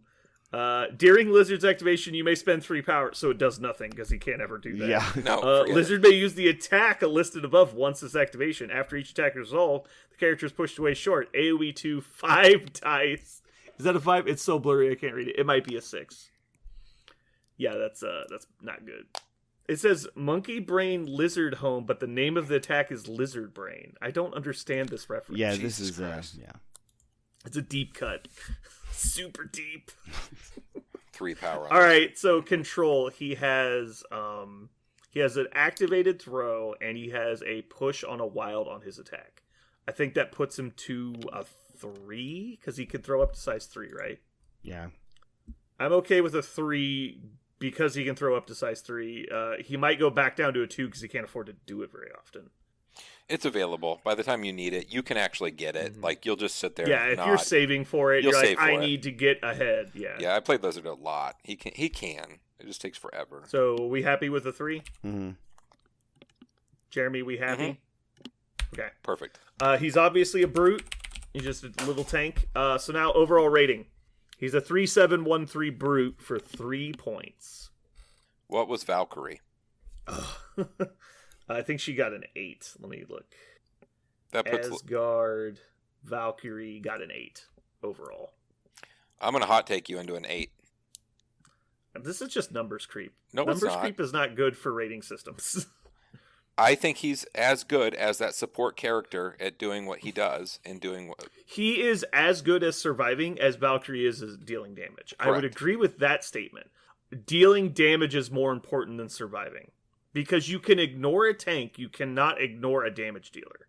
Mm. Like, damage dealers have the ability to force their will upon the game.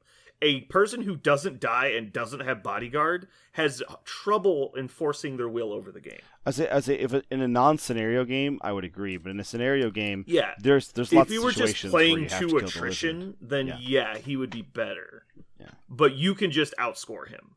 Oh, I was actually thinking the opposite, which is in a scenario game, if he just has 3 tokens on him, you have to kill him. Then now you're actually at that place where. But he you're has no forever. way to accomplish that. That's like an anomaly. That's you being shitty at playing scenario if you let Lizard collect 3 tokens. Right. Well, I'm just saying that there's an example in which you need to get 1 scenario point off a character, or 2, or I'm not sure. Mhm. I'm just making. The biggest argument for him is that he can stand on a point and throw and push people off of said point. That's his biggest asset as a character. Mhm. Where Valkyrie has action economy and a lot of other things. I don't think I love Lizard. I love Lizard. This is exactly the kind of character I like to play. He's not an 8. No. Well, then what is he? Go. I would start the bidding at a 6, but I could be talked up to a 7, maybe. Okay, so let's look at other good 3-pointers. Name a good 3-pointer that isn't Valkyrie. Drax. All right, Drax. What do we give Drax? Guardians. 7. Give him a 7. We gave him a 7. I think he's probably overall worse than Drax, but he's most comparable to Drax. Mm-hmm. But Drax does damage and he survives. Lizard doesn't really deal the damage. So we gave Drax a 6 survivability. That's exactly in line with Lizard. And we gave him a 7 on damage. That's the problem. He's above average in both damage and defense. And he still has the throw. Like, he's got to be worse than Drax, right? There's Yeah. no comparison I for would Drax and this guy. I would agree. I think he is a 6. I'm going to say that up. Yeah, Lizard is affiliated Drax, basically. I don't know. I think the medium move, medium base, healing factor 1, wall crawler, all that adds up to as good as Drax, if not better. You think Wall Crawler and Healing Factor 1 is better than the offensive side of Drax and medium base? Drax kills people I just who... don't think you've played Drax. I have. Try and remember any time I've ever seen you play Drax. I've played him several times, and it's who is going to be brought to me for me to kill with Drax. Drax can never get anywhere and do anything. Like, What? 3 moves, he's wherever you want. Yep. Disagree. I don't care. I'm telling you. All right. I'm saying 6 at absolute max. All right. Parker, where you at? I say 6 because what he does to the game is not. It's usually not that influential, even though he's really good at standing there and not dying, which is sometimes what you need to win. I think most of the time your opponent can just go, okay, we'll go ahead and stand there, I guess. I think 9 out of 10 games you could replace him with Drax and not notice the difference. I have put him in both lists, Drax and him, and had to have the debate on which one I'm going to use. So yeah, I mean they're both equivalent in different ways. I agree. Yeah. All right, we're gonna go with 6. 6.5. Let's see. Have we made a horrible decision here? What else can we look at? I don't think so. What's another 3-pointer? Now I'm feeling buyer's remorse. I want to put him at a 7. Really? Yeah, I don't know why. It just hit me all of a sudden. Ooh, we gave Vision a 6. That did not age well. Yeah, there's a lot of these numbers we need to go back and look at now that we know more about the game. I'm gonna let Jeremy round us up to a 7. How about that? Okay. Because let's see, what's 8 plus 6 plus 6 divided by 3. 6.6 rounds up. Boom. Calling it. All right, moving on. We have Mysterio and then Kraven. Those are the last two. So let's try and get through these quickly. Parker, hit us with some Kraven. Kraven has the best kukri in the game. Oh my God. That still pisses me off. Anybody who doesn't know, he's holding a kukri, which is an inward curved, like, heavy knife that is used by some cultures. It's a chopping weapon. It's basically a machete, and he's holding it in a downward stabbing motion. And if you look at the blade, you literally could not hurt somebody with it doing that. It's so stupid. It's not even really a pointed weapon. No. Ugh, go ahead. It's like trying to stab somebody with a hammer. It's about the equivalent of stabbing somebody with a machete. You're like, yeah, I guess if you were inhumanly strong, it would be like scary, but it's so dumb. Just use it correctly. Yeah. So he is a 3-cost character who has 5 health on both sides. He's identical on both sides.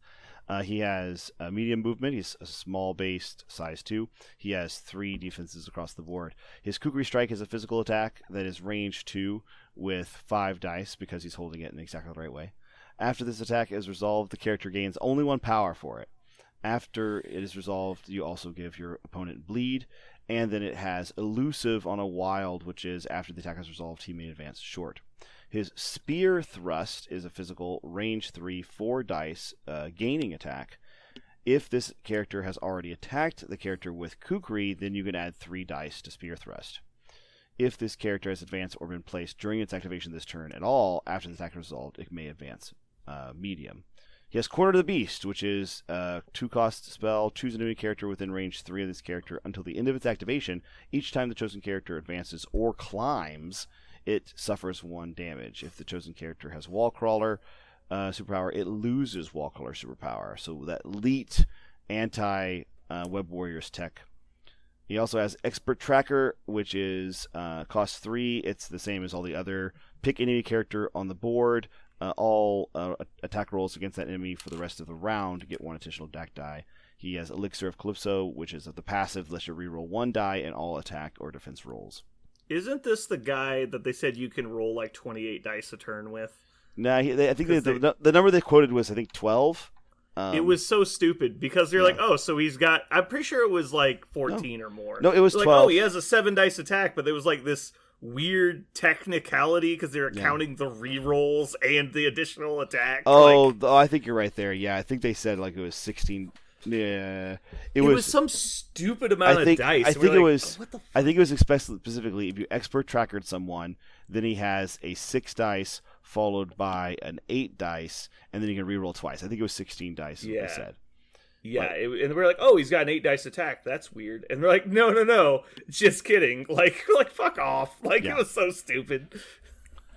It was very annoying, and it was that panel to play. They stopped cryptically wording shit. Yeah, because everybody was pissed because they basically just lied. Yeah. Jeremy, have you played Kraven the Hunter yet? Have you put him down? I still don't know what Kraven does. Did you play him, Brandon, when you've been playing the Spider Foes? I have not, but apparently, according to you, he can cast spells now. Yeah. So I'm kind of interested. He's a spell slinger. Listening to Parker Yeah. read stuff out loud is like fucking watching Russian roulette. You never know what the fuck's gonna happen. Fires him off. I really what I found about Craven when I played him is if he gets his thing to happen, he's a Jenga tower. Like if he gets this thing to happen, it becomes this really cool effect where he just feels like he's doing so much more than a 3-cost character should. But everything has to happen. Like if he does the Kukri strike and gets the wild, now he's going to spear thrust with so many extra dice and then move medium. He's going to move twice and attack twice with really effective dice that are re-rolling all the time, and then probably have power left over because everything was a builder. He never spent anything to do expert tracker somewhere else. And that was the fantastic turn. I think I had an amazing turn 2 against Jeremy where he got to do it. Like he downed a character, moved twice while he had the objective token, and then expert trackered someone from outside of range to be retaliated against. It was amazing. And then the rest of the game, he just was... Did nothing because you moved out of range. Yeah. Well, he was just meh. Like the rest of the game, he just never got that thing to happen. So yeah.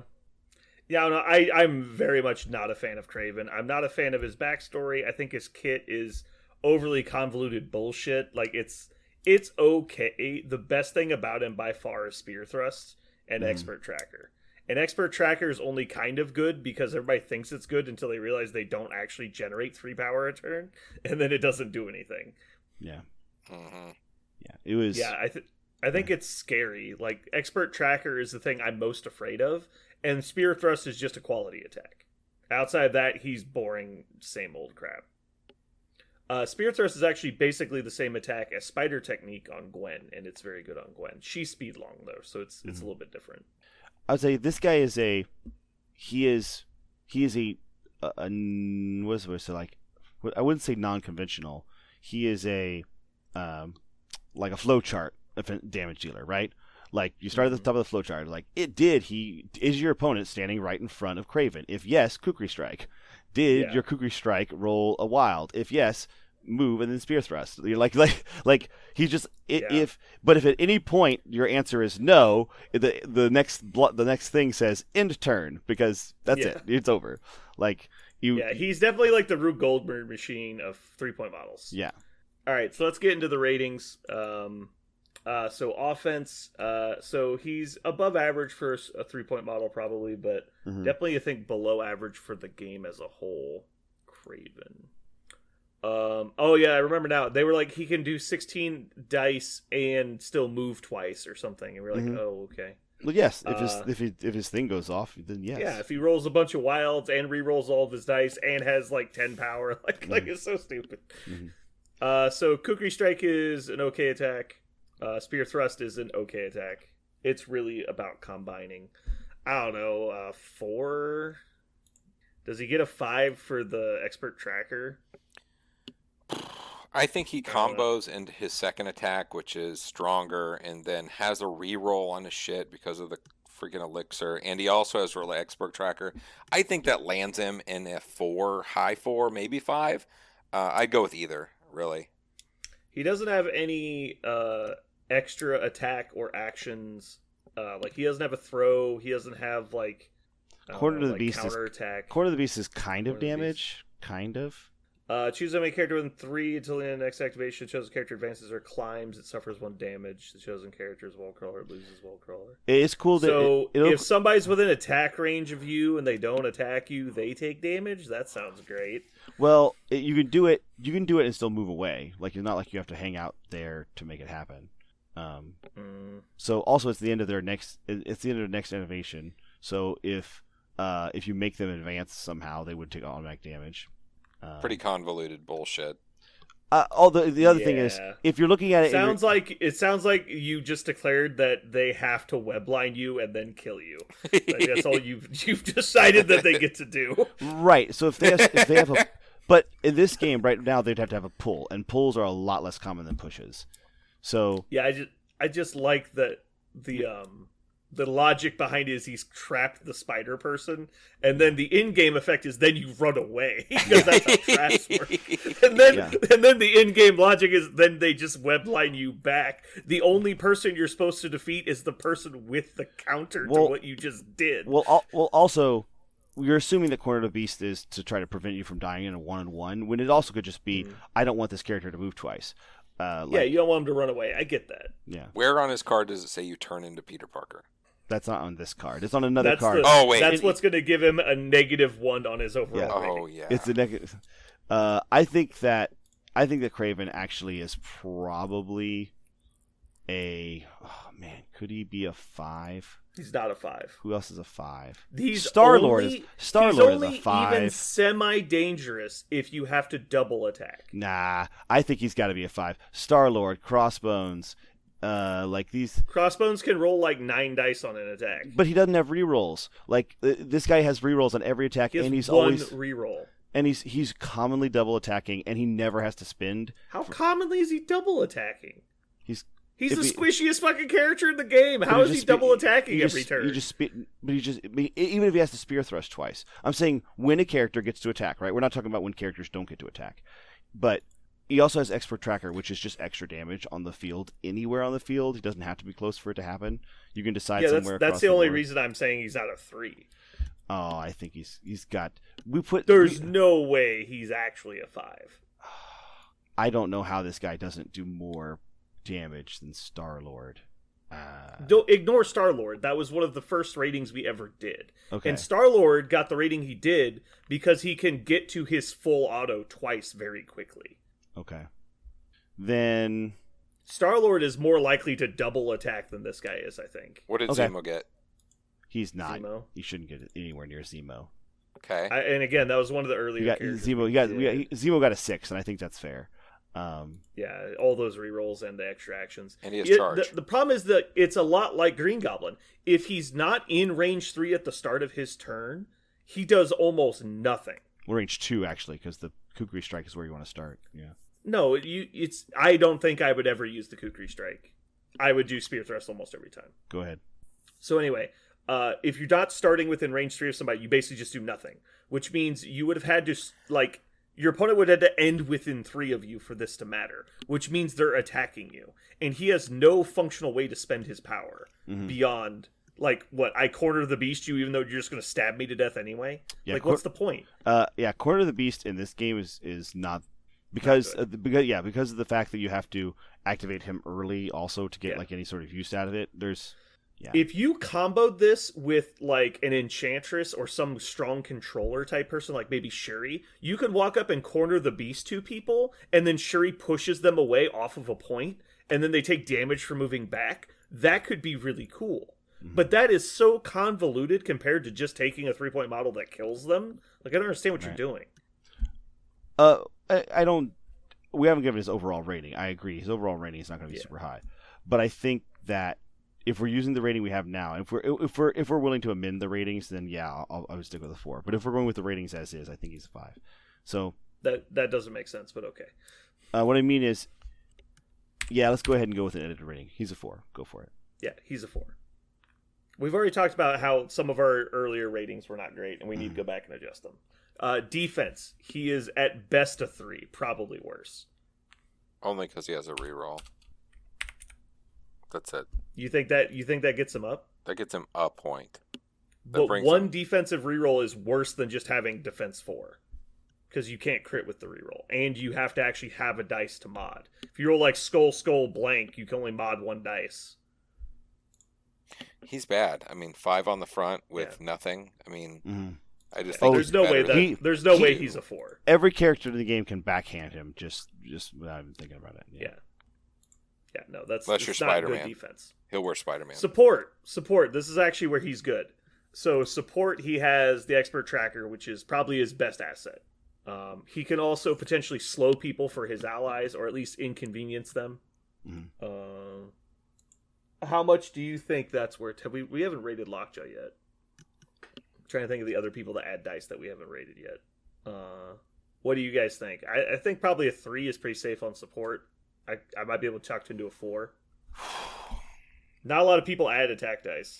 I think that's such a premium. I mean, I've looked at him just to put him in a list for that alone. But if you were going to reach for just that, you take Lockjaw. Oh no, I want both.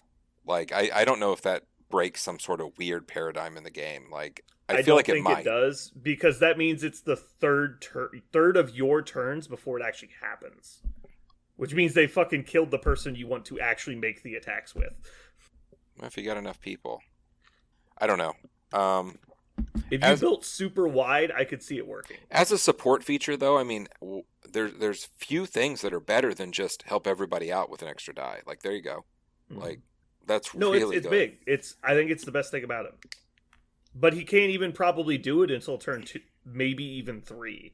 Like, I don't know how many times he's going to get attacked, and he doesn't generate a lot of power. I say 4. Parker? I like 4. 4 it is. Control. He has no well, I guess he has a minor amount of control. He takes 2? away web crawler, son. Yep. You lose wall crawler. So like- you lose wall crawler, and you take a damage for moving. That's not nothing, but if he didn't have to do it within range 3, it would obviously be a lot better. No throws, no Oh, no. pushes.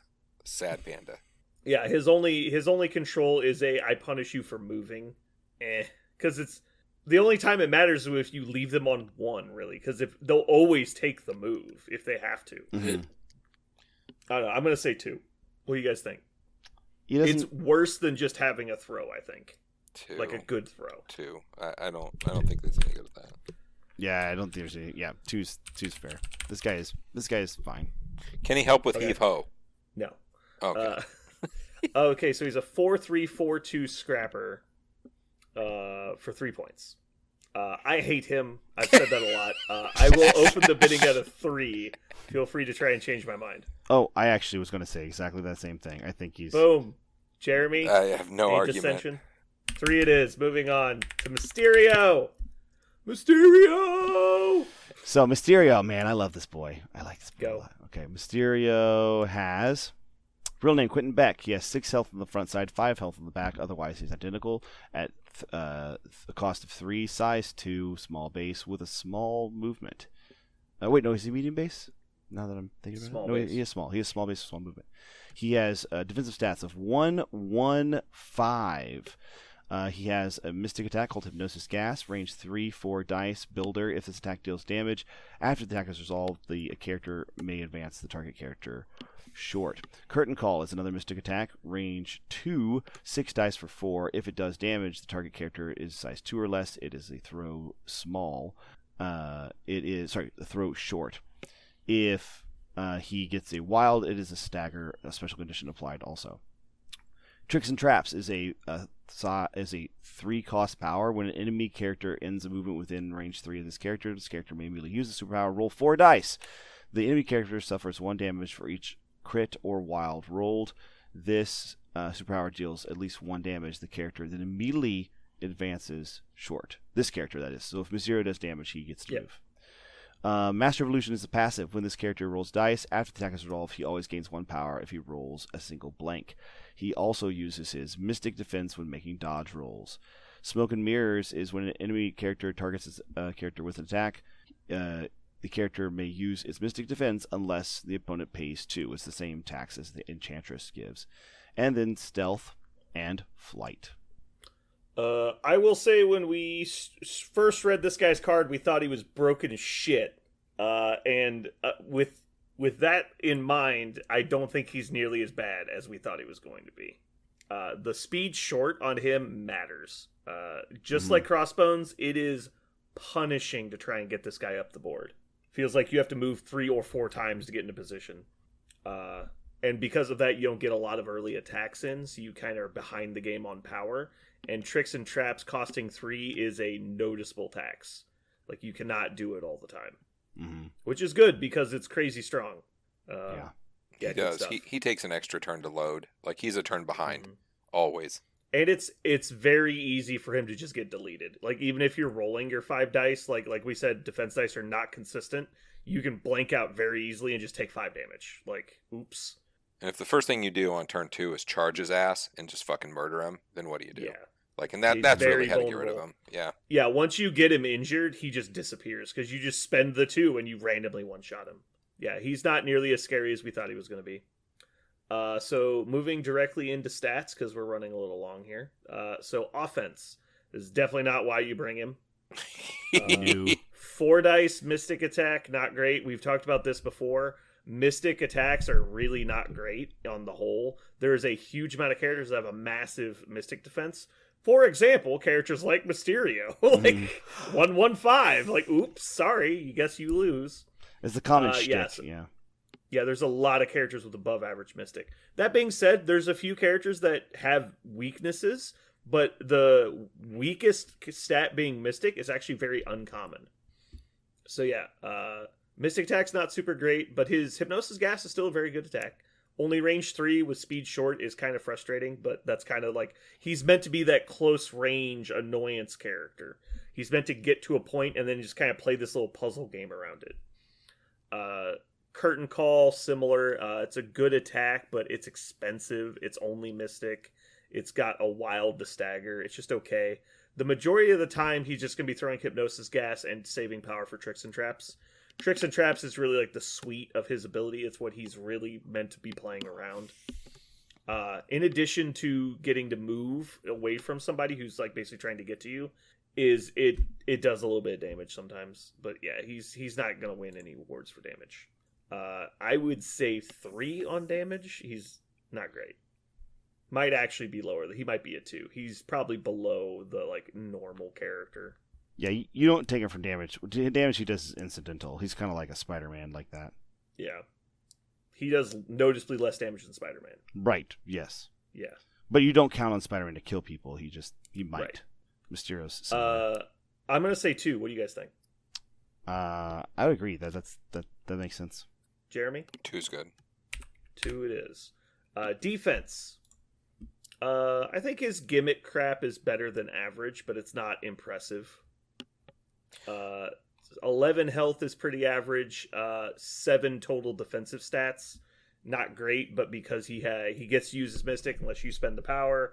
Most of the time, they're not spending the power, which isn't the problem. Like getting to use it a lot isn't the problem. It's the one time they spend the 2, which is like Zemo had a bunch of power, so he's going to charge, Steel Rush, Master Swordsman, spend the 2, and you just die because you only had 1 defense dice. Like, he just kills you in 1 hit. There's really nothing there's no counterplay. You can't do anything to stop them from paying the 2. And not that it's probably really going to save you, because the 5 defense dice is pretty unlikely to spike that high. It is nice. It is nice against the defense rolls. Another character in this faction that doesn't care about defense rolls, the dodge rolls. Dodge rolls, yes. Yeah, another character in this faction that used to roll 5 dice on dodge rolls, which is really stellar. Mm-hmm. Yeah, and well, just beyond that, the spider foes in general are very resistant to dodges. Goblin has 4 physical defense, Kingpin has 4 physical defense and damage reduction, Lizard has 4 physical defense and damage reduction, Venom has 4 physical defense, and then Carnage, Mysterio have 5 dice against dodges. Yeah. It's like, who do you kill with throws other than Kraven because he's a bitch? Yeah. Like, I don't understand. Kraven, because he's a bitch. You answered your question. Yeah, he's a bitch. Yeah, got it. So defense on Mysterio 4 is a little bit better than average. I think he's better than that. His kit, because he has stealth, if he can make it to turn 2.5. Stealth is nice, but he's a range 3 character. Like, he's gonna be within range 3. He's not someone who hides. Like, if Green Goblin had stealth, that'd be a big deal. Him having stealth isn't a big deal because he's so short range and slow. He's got to be up in there anyway. He's not like he's going to be hiding from you. I think that's the offensive part, and I don't think he has any. I think he's holding points. He's escaping. He is the last guy on the table. Like, because between his stealth and tricks and traps, you simply cannot catch him if he has power. You just can't. So you've punched him. He's back down in power. He goes to another point, holds that point. Good luck catching him. He's got power again. I think you get to attack him a couple times, and if you do it right, you never catch him. I don't think he's meant to attack you. I just don't think he dies. If you're just running away, you're going to lose. Like, how that doesn't work. Well, he can't be your only character, obviously. Like, right. Well, he just gets kind of, but if he wants to not be completely ignored, which is basically, if you're able to just stand on a point by yourself, everyone can succeed. But assuming he has to participate in the game at some point, he needs to attack people and he needs to contest an objective that's under contention. And he doesn't do that without dying. But aren't we talking about just defense right now, though? Yeah, but like you still have to play the game. Like if I leave all my models on my back line, they don't die as quickly. But like that's not a defense. Yeah, but he can defend and then also be on a different point without being able to catch him. Like you can't get near him. Like he just moves and then he'll move again and be on a different point. Like he can participate in the game. He's slow. What are you talking about? He's speed short. With tricks and traps, he gets to move again. He gets 3 short moves, right? So it costs 3 power. Yeah. And he only gets to move if he damages you, Yeah, which is more than likely, but does fail. Mm-hmm. Well, then he's dead, obviously. Right. Then you just explode. Then he But dies. it's a short move. Like if they just have anything beyond range 2, they just still kill you. Like it only triggers the once. Like Venom walks onto a point, you trigger tricks and traps. Venom takes 1 damage, you move away short. Venom then kills you. Like you didn't do anything. Wouldn't you be outside of the range? He'd be stealth. You only advance short. Unless you were base to base, That's 3. barely more than range 2. Like you only, if you just walk to base with Mysterio and he advances, you're a range 2 and a quarter of an inch away from him. Sure, base to base. Sure. Yeah. I'm only going for an extra point than what you said, Brandon. I'm not saying he's Okay. a 10. I'm just saying. Well, I disagree. I'm just trying to give him a little props. He is defensive. Yeah, he's stronger against people that have short range attacks and don't have mobility. Like that's for sure. He can abuse the tricks and traps against some people, but it costing 3 power, I'm telling It's a you, lot. That It is is a lot. expensive. It is not cheap. It is not cheap, but I was actually going to see he's the only member of this squad that actually ever has any power. The thing that pops up every time he rolls a dice, he every time he rolls a blank, he gets a power. I felt like he constantly had power when I was playing him. Yeah, but you have to be within range to attack people for that, and then they get to attack you back. That's my point. I'm saying he's not, like, stealth doesn't come into play that much because he has to be in range to attack people to affect the game. I see. He doesn't really have a range 4 sit back and blast people. Right. Like if he was Hawkeye, stealth would be amazing, but he's not. Like he has a range 3 attack. I'm surprised it didn't make him range 4. I think that might have been silly. That could have been abusable, and I think that's why he doesn't. Yeah. No, he feels about right. It's fine. He's obnoxious and he does his shit or whatever. I was just I was trying to get a I need a point. number. I guess I said 4. Jeremy's obviously trying to gerrymander for 5. I actually think he's a 5. I think he's 5 too. God damn it, fucking worthless piece of shit. It's okay to be wrong. Support. I don't think he has any support, does he? No. Not seeing a lot of support here. 1 control, however, this is his 1 good stat. Yeah. So everything he does moves is- somebody. Something moves. Or throws and staggers. Yeah. Yeah, so the curtain call throws, the hypnosis gas advances, tricks and traps advances himself. Yeah, that's like everything he does is control. Can't really do all of it, and none of it is guaranteed. All of it is random.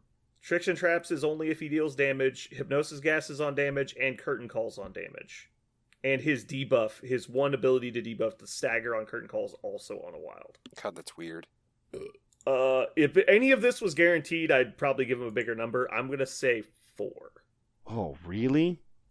Now it could be higher, but he has a 4 dice attack that has to deal damage. Like it's just not gonna happen sometimes. Oh man, I felt like my opponent could never. I felt like Jeremy, one of my opponent, he's right here. I felt like Jeremy could never do anything around Mysterio because Mysterio was always telling him what to do.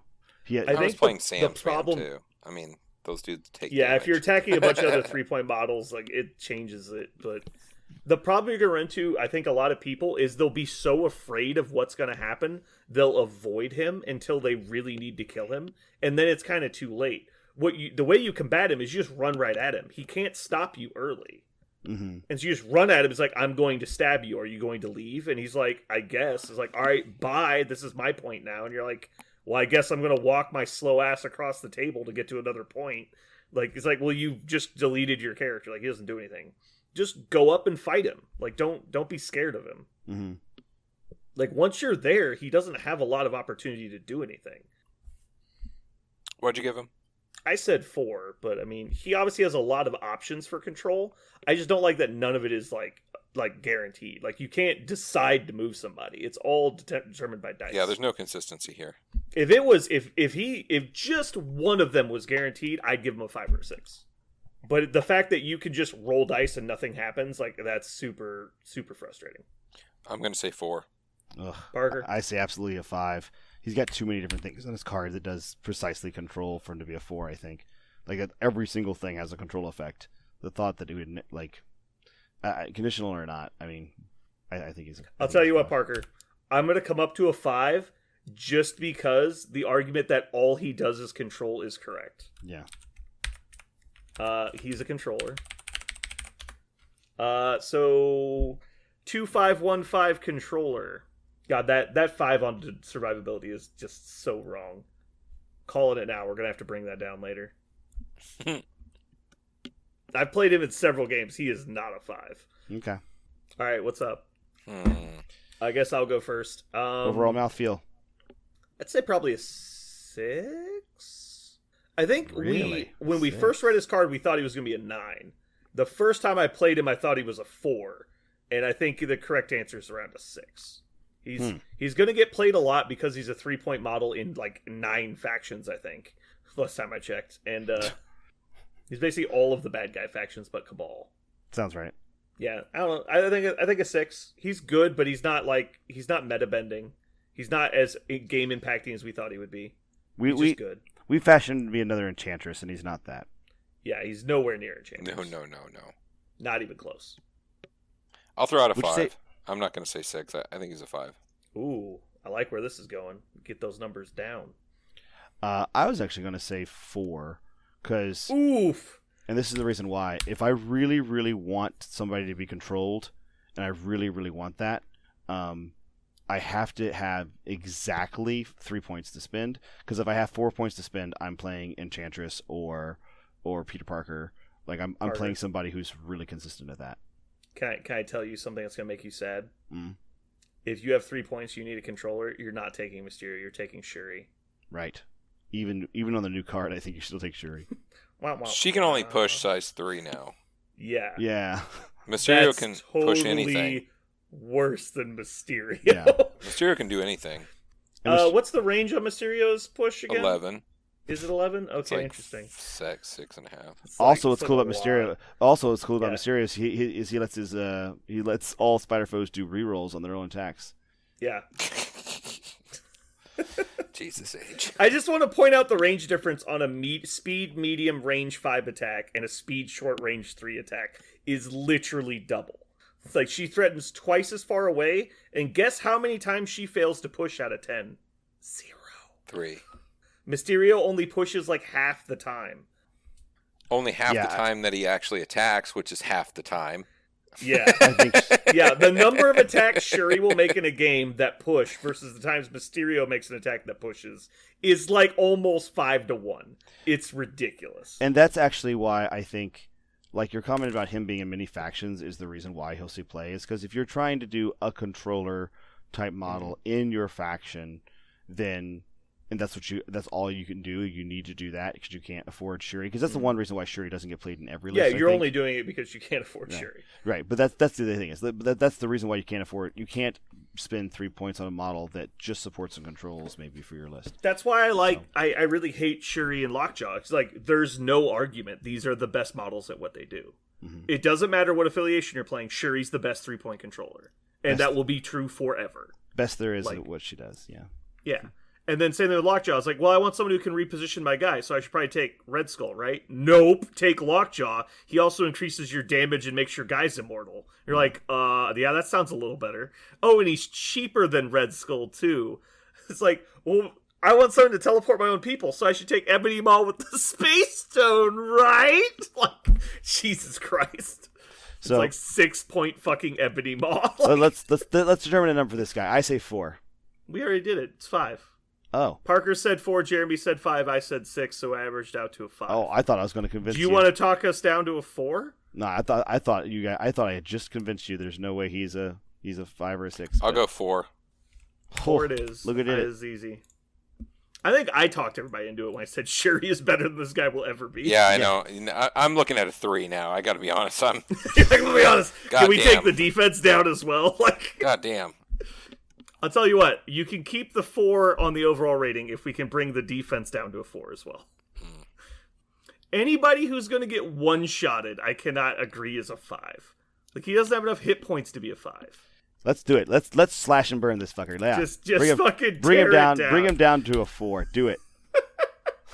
I will Dude, say he looks Jeremy's fun. starting to squirm now. He's like, wait a second. We were so sure this guy was good, and now we're seeing him for the charlatan he really is. He literally is just smoking mirrors. He has. Does literally. he become Spider-Man if you kill Spider-Man? Is that him Yeah, I again? think if he kills Spider-Man, he takes off his mask, and he was Quentin Beck the whole time. Oh, good. I was hoping. I do like Mysterio, though. I think he's going to see play. And I think he should see play. So his overall rating, we've adjusted it to offense 2, defense 4, support 1, control 5, controller at a 4. I like that. That's not bad. Yeah, I think that's a pretty good spot. All right, so that's going to wrap up our Spider Foes rating. That's going to finish us up for today. This has been Brandon. And Dr. Mantis Toboggan MD. It's Jeremy. Just Jeremy. Just Jeremy. And this... I'm over it. Thank you guys for joining, and this has been Dick Flattening.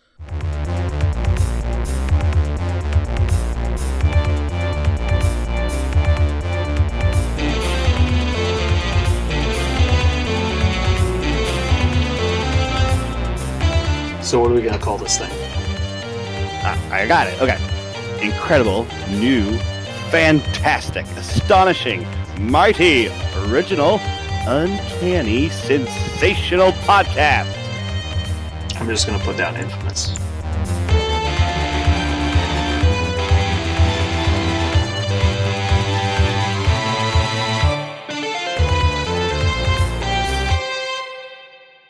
Okay. All right. So anyway, when I was in school for the FAA stuff, it was in Oklahoma City, is where their training center is.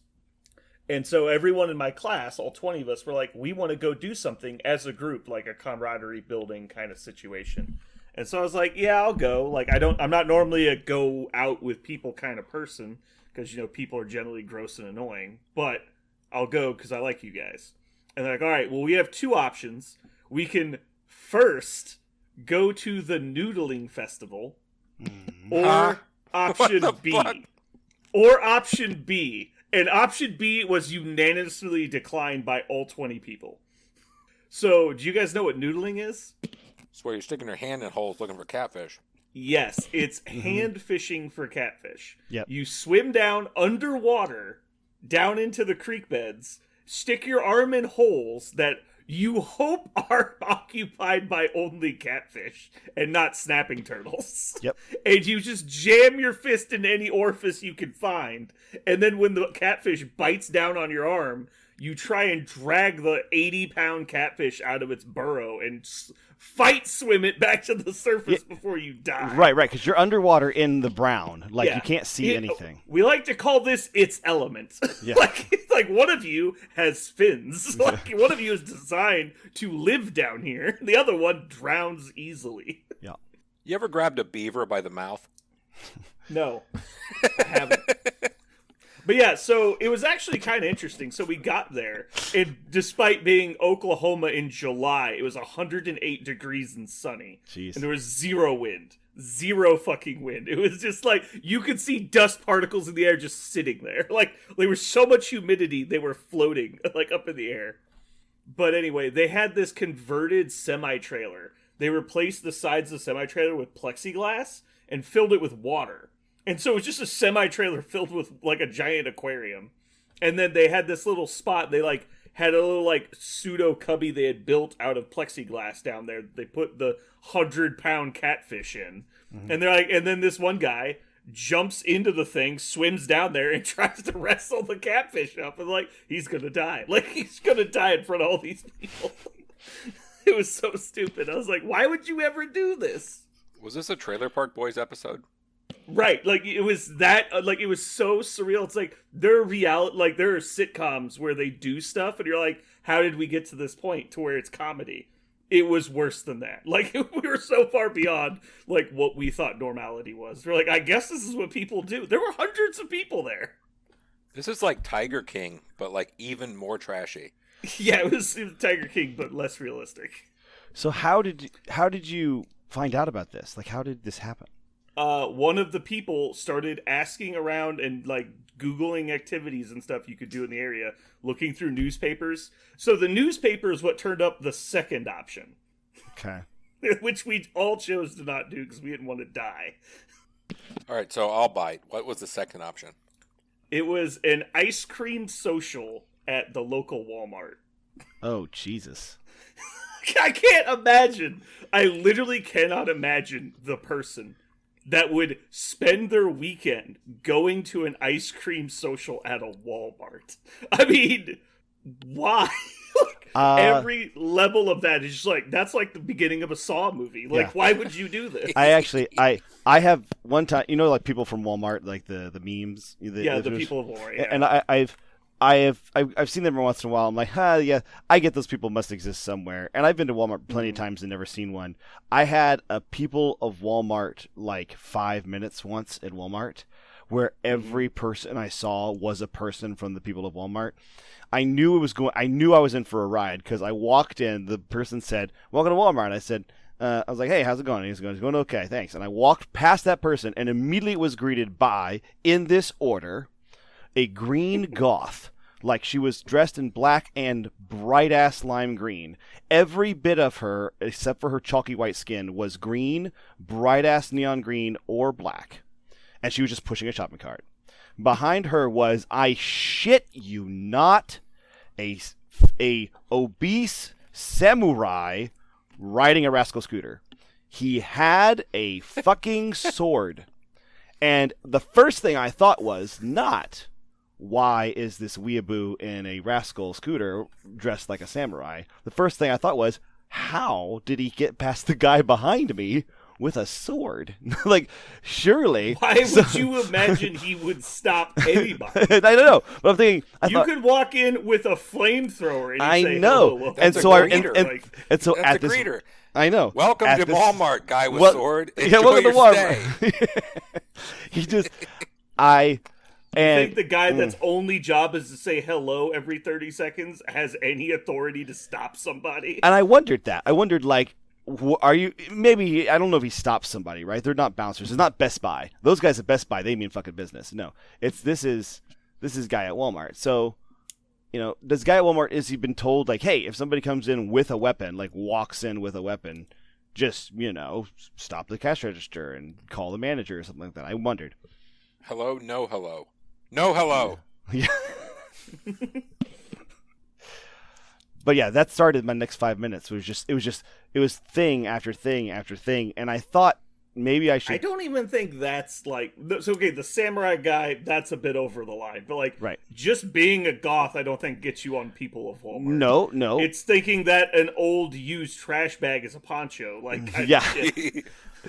I didn't have a shirt, and they require shirts, and I found a floor mat outside. The point- so I cut a slit in it. Now it's a poncho. Like, that's not The point of that's it not was clothes. the point of it was the surreal nature. I wasn't in a hot topic, right? If I was in a hot topic, I would have been like, I expect Aha! this. This woman dressed up to come to the hot topic, right? She came here to be with her kind and show that she is of the same sort. But this woman was just in a Walmart, like she was just searching for the hot deals. So you're saying she was a vampire, is what you're saying. No, I think she was just a skinny person. The point is, I did not believe the people of Walmart thing. I just thought, like, yeah, I guess it's funny. Sometimes people come to Walmart not thinking about what they look like, or they just don't care. But both of these peoples knew very well they were going to Walmart, and both of them either follow the code of Bushido, or was really excited to show off her brand new latex hot green and black outfit. And I was like, wow, this is Maybe the she people was of on her way to a party and then like had to stop for, I don't know. Yeah. I literally can't think of anything they would sell that you would need. No, yeah, I'm trying to think. I mean, I'm Maybe, sure. like, chips for the party. Right. There's a reasonable explanation for any of it, I'm sure. It's just that it happened in Walmart, right? It's just that it was Walmart. That was your version of People. My version of People Yeah. Walmart always happens, and it's only a Walmart thing ever. It's the obese woman in skin-colored tights. Oh, That shit is disturbing. Wearing like fucking leggings Oh. and shit that's like 10 sizes too Skin, small. Yeah. skin-colored tights. Skin it's colored. Jesus age. Like, it's the worst. Ugh.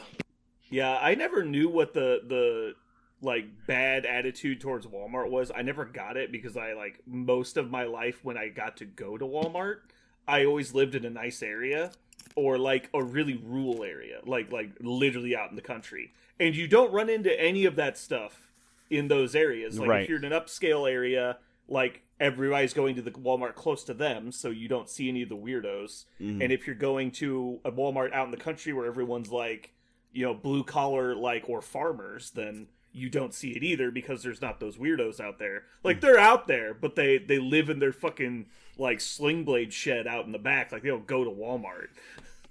Thank So, God yeah, Walmart money. It's when you go to, like, the really white trashy areas, and then, like, the weirdos come out. It's really bad. I went to one time. I was just like, I just want to buy something. And I think I walked around. This is actually pretty close to the shop. But I went in there, and I walked around for about 10 minutes trying to find an employee. And I finally found somebody. I was like, hey, do you sell this? And I showed them the item. I was like, this is what I want. Here's the part number. Do you sell it? And they go, oh, yeah, I know where that is. And then they walked me to 4 different places in the store, all in opposite directions. Like, we walked to one side, and then he walked me all the way back across the store to another aisle. Then all the way back to basically where we were the first time, and then all the way back to the opposite corner again. And he's like, oh, sorry, I guess I was wrong. I'm like, you just wasted 10 minutes of my time. Mhm. I could have walked around aimlessly looking for it. Like, I have yeah, so it was that was quite annoying. I have the opinion, and every time I'm with someone new, I have the opinion, and people don't understand this. I get so mad when anyone I'm with asks a Walmart employee a fucking question. You yeah. know they don't fucking know. Everyone who works at Walmart has no idea not what's in a Walmart. Always true. Oh my God. That's true, and that's what I'm talking about, though. Like, that's the quality of employees you get. Like, when you're in an upscale area, everyone that works there is like, I don't know, they're always like high school kids, and so they're like, they still have that like gleam of honestly thinking that their job is important. They haven't gotten to the point where they realize that this is a trash job yet. Oh, Because like they just started working. you're obviously talking about a Hy-Vee, not a Walmart. Yeah, but Yeah. that's kind of what I'm saying. Yeah. No, we're It's talking like Walmart. Price Chopper. Like, everybody at Price Chopper is like somehow allowed to smoke in the store. Like, you go to Hy-Vee and everybody's like upscale. It's like Oh. Culver's.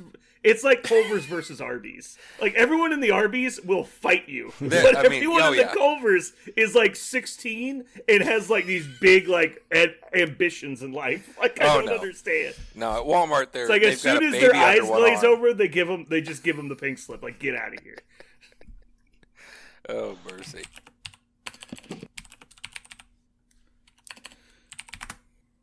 But yeah. Have you watched the anybody watched Squid Game yet?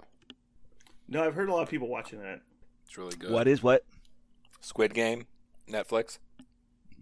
Squid Gang? Game with an M.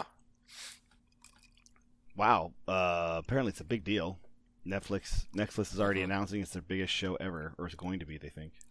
I don't know about that, but it's really good, and it's a Korean drama type deal. Mm-hmm. So it's definitely new in that category of like people like myself going, I'll check that out, because a lot of times I won't watch like dubbed and stuff like that, but it was worthwhile. It's good. It reminds me of it. Is it kind of like the same as similar as concept like Battle Royale? I don't know what that would be. I don't know what that is. So Battle Royale was like the very, very first iteration of what would later become like redone in many ways, the Hunger Games. It was written by Koshun Takami and like, gosh, it would have been like 1987, I want to say.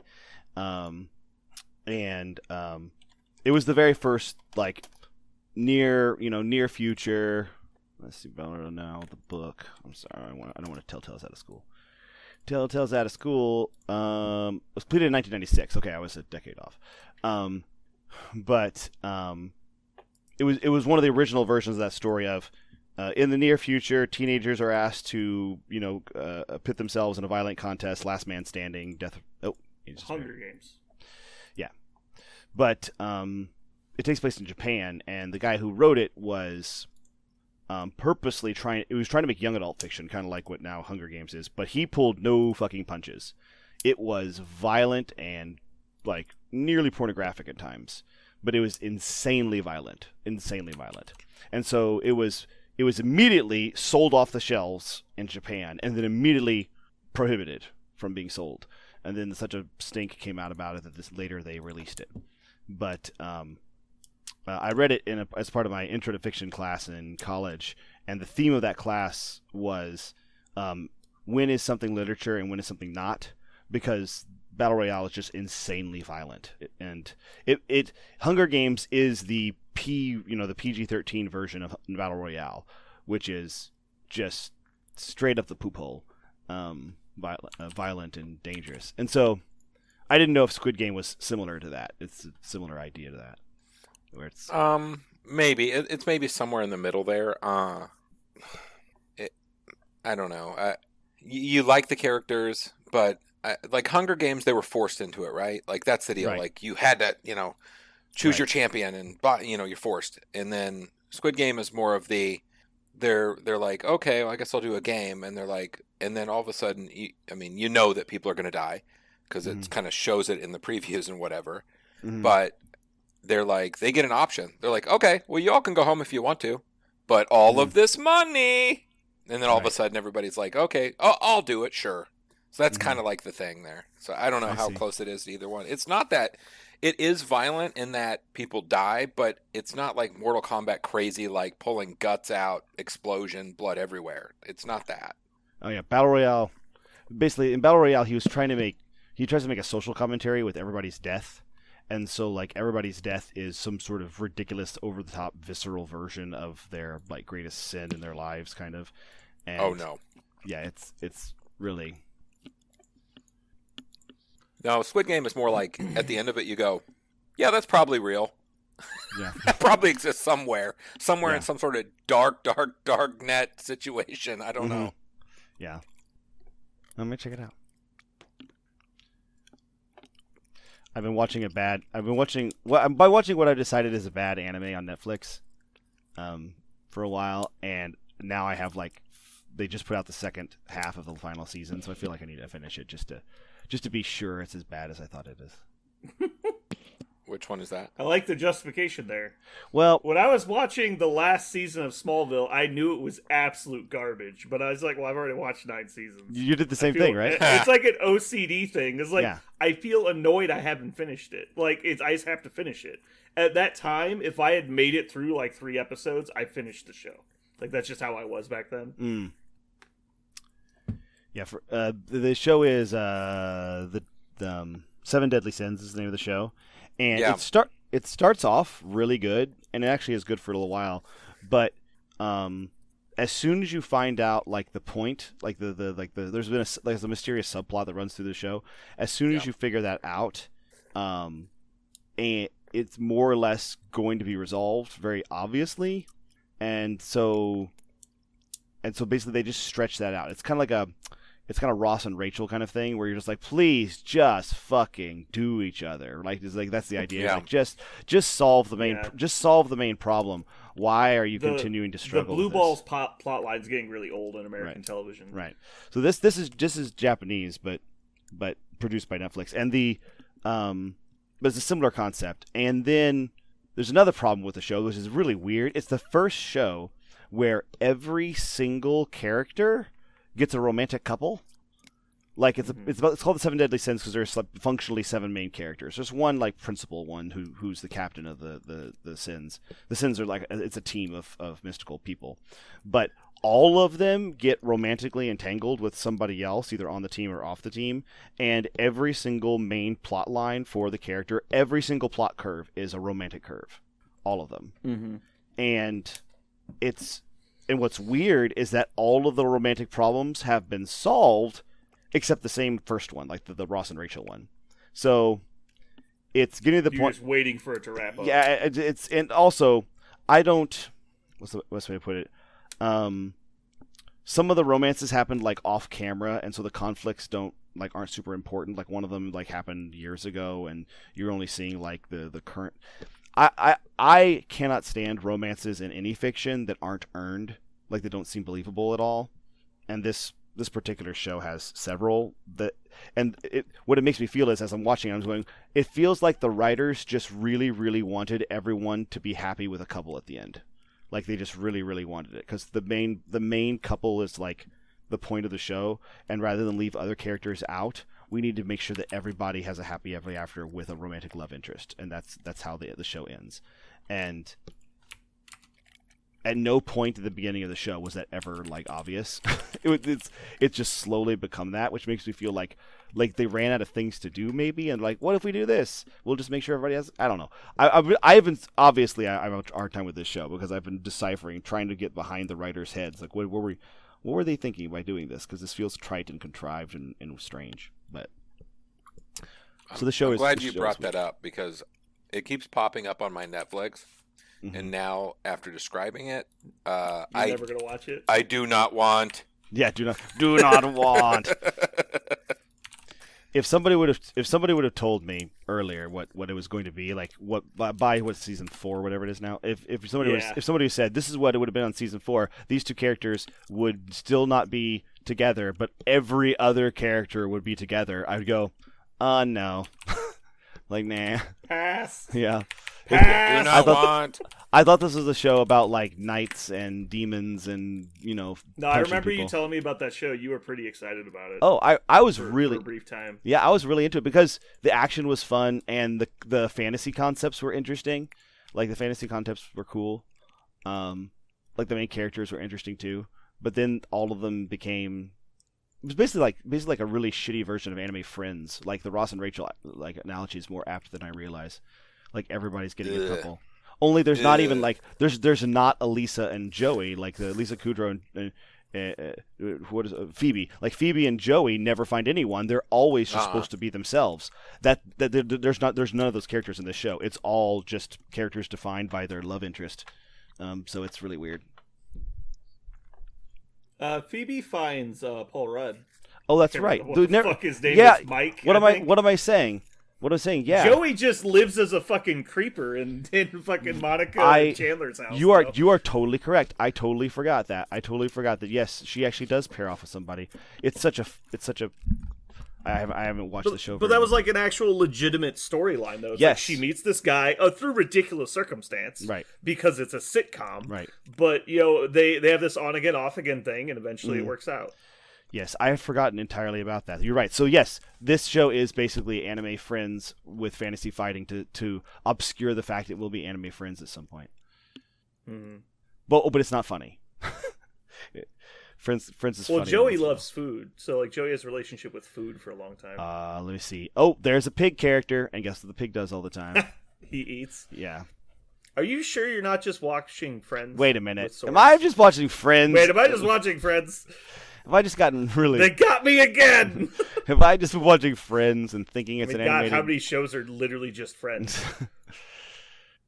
How I Met Your Mother is literally just Friends. Nah, man, I do not like that show. You don't like How I Met Your Mother? I really didn't like that show. I really... That was actually a show that I didn't give up on. I actually watched a fair amount of that show. You watched the whole thing and still hated it? No, I didn't watch the whole thing. That's conviction. I did give up. Unlike this show...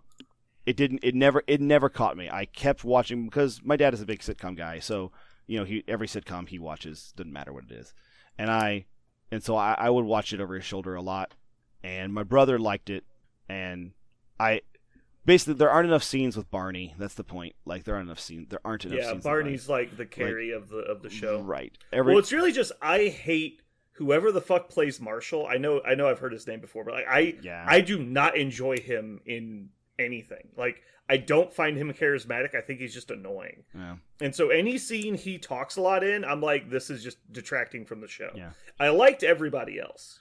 Yeah. I actively despise the girl who plays Maria Hill.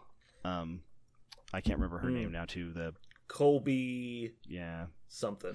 I actually don't mind her as Maria Hill, because as Maria Hill she needs to be like a very Serious. a very wooden serious character, but I don't appreciate her in a comedy role. I don't. Robin is her name in the show. Yeah, I'm not a fan of Robin. I don't get it. I think she's supposed to be sexy or appealing in some way, and I don't get it.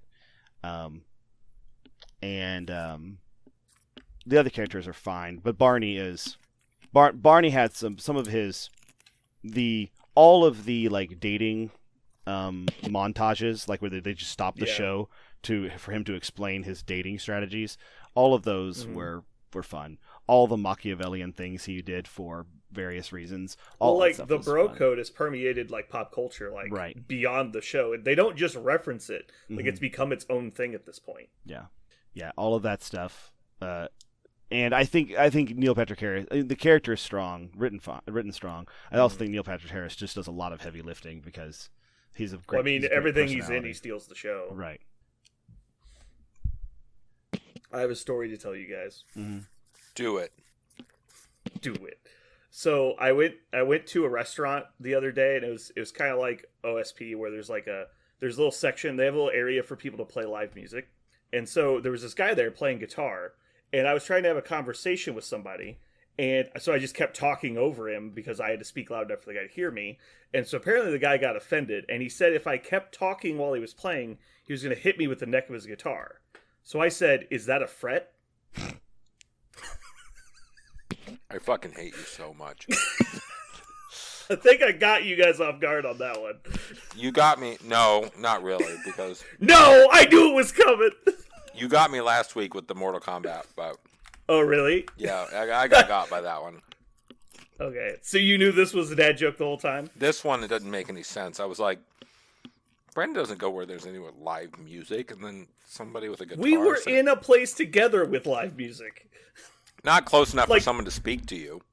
And you wouldn't speak to anyone playing live music. I could have thrown a spoon at the guy and hit him in the face. Like, we were really close to him. I don't know. Some reason I didn't buy this one. I didn't buy it. You had me going on the Mortal Kombat, though, for some fucking stupid reason. Well, because it had something to do with gaming, so you assumed you were about to get all the information, like all the secret knowledge. That's probably true. Finish him, and you're like, oh my god. There was that desire to know more that was just intense within you. You had me. I have a quick Marvel related issue, but not. Does anyone play the Marvel LCG, that Fantasy Flight Champions? Yeah. I have not. Nope. I have not. I know one of our listeners plays it and would probably love to play it with you. I don't know if I want to play it. What I want is at school we do this club thing on Wednesdays, and a bunch of students asked if somebody would do a Marvel themed club, and I was like, yes, that is actually something that I don't have to work hard on at all. But the one thing I thought we could do was play that game, but then I looked online and it says like a minimum game is an hour, and we'll never have an hour to play. So I didn't know if anybody had. You'd probably be better off doing like a comic book thing and basically doing Comic Corner for the kids. Yes, that's what we're doing. Like I'm going to bring in my whole collection of trade backs and the loose comics, just the regular original ones, and they can thumb through that. And I'm going to bring my what's the name of the card game that's not Marvel, but it's superheroes. You fight. It's a cooperative game. I can't remember what the name of that game is. Oh, Sentinels of the Multiverse. Yeah, Sentinels of the Multiverse. I thought we'd probably have enough time to play Sentinels. Or at least start it and then we could pause it or whatever. And they could put the stuff away and we could put it back out. So stuff like that. You get them to play Marvel Strike Force. No, I don't think I should do that. I mean, they all have phones and it's technically free, but I don't want to. You would have to come up with like some kind of you have to promise not to spend money or something. Right, that's the problem. Is I don't. I do wish they had like an opt-out option, like you could just go into advanced settings and turn off offers, so that way they never see them. Right. And that way they wouldn't be tempted to ask their parents for money. Yeah. I don't know what phone game it was. One of my friends. Pokemon Go. He had a building game on his phone that he let his daughter play. And it was really expensive to upgrade and do shit. So he went ahead and got like a hacked version, and she Mhm. played it with like unlimited money on this hacked version. Yeah. It turned out she would have spent $40,000. Yeah. It's completely insane. Yeah. The amount of Oh, money yeah, you can like- put into those games. Candy Crush has like $150 offers in their offer store. Like, it's just absurd. That is insane.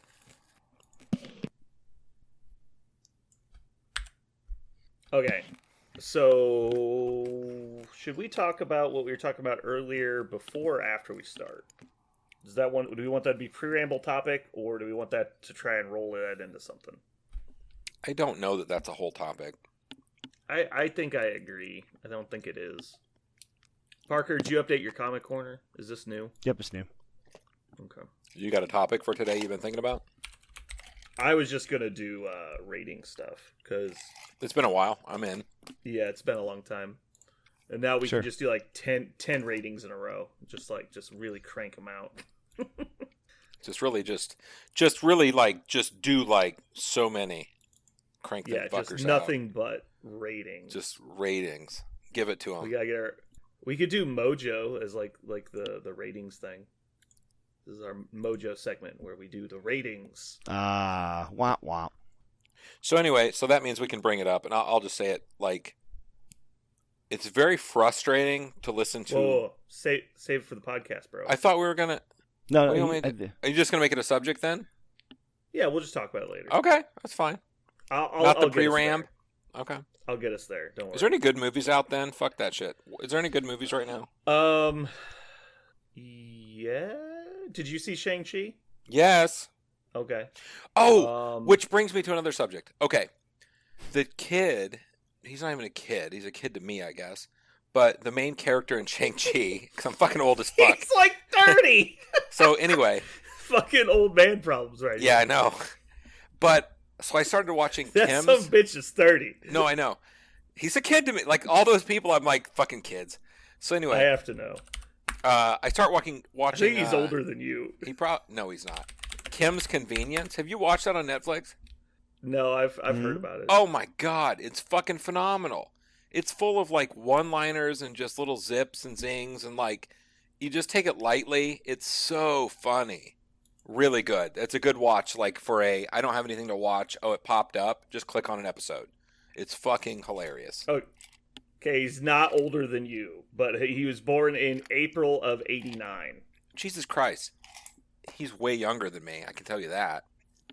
You mean like functional age or like actual age? Both. Okay. Depending on what month, it could be 13 years or it could be 12 years. So fuck it. Anywho, the answer is watch Kim's Convenience. There's the #/ whatever. All right, I'll Good. put it on my list. You said it's Netflix. Hold Yeah, on. it's a Netflix. Easy watch. Super easy watch.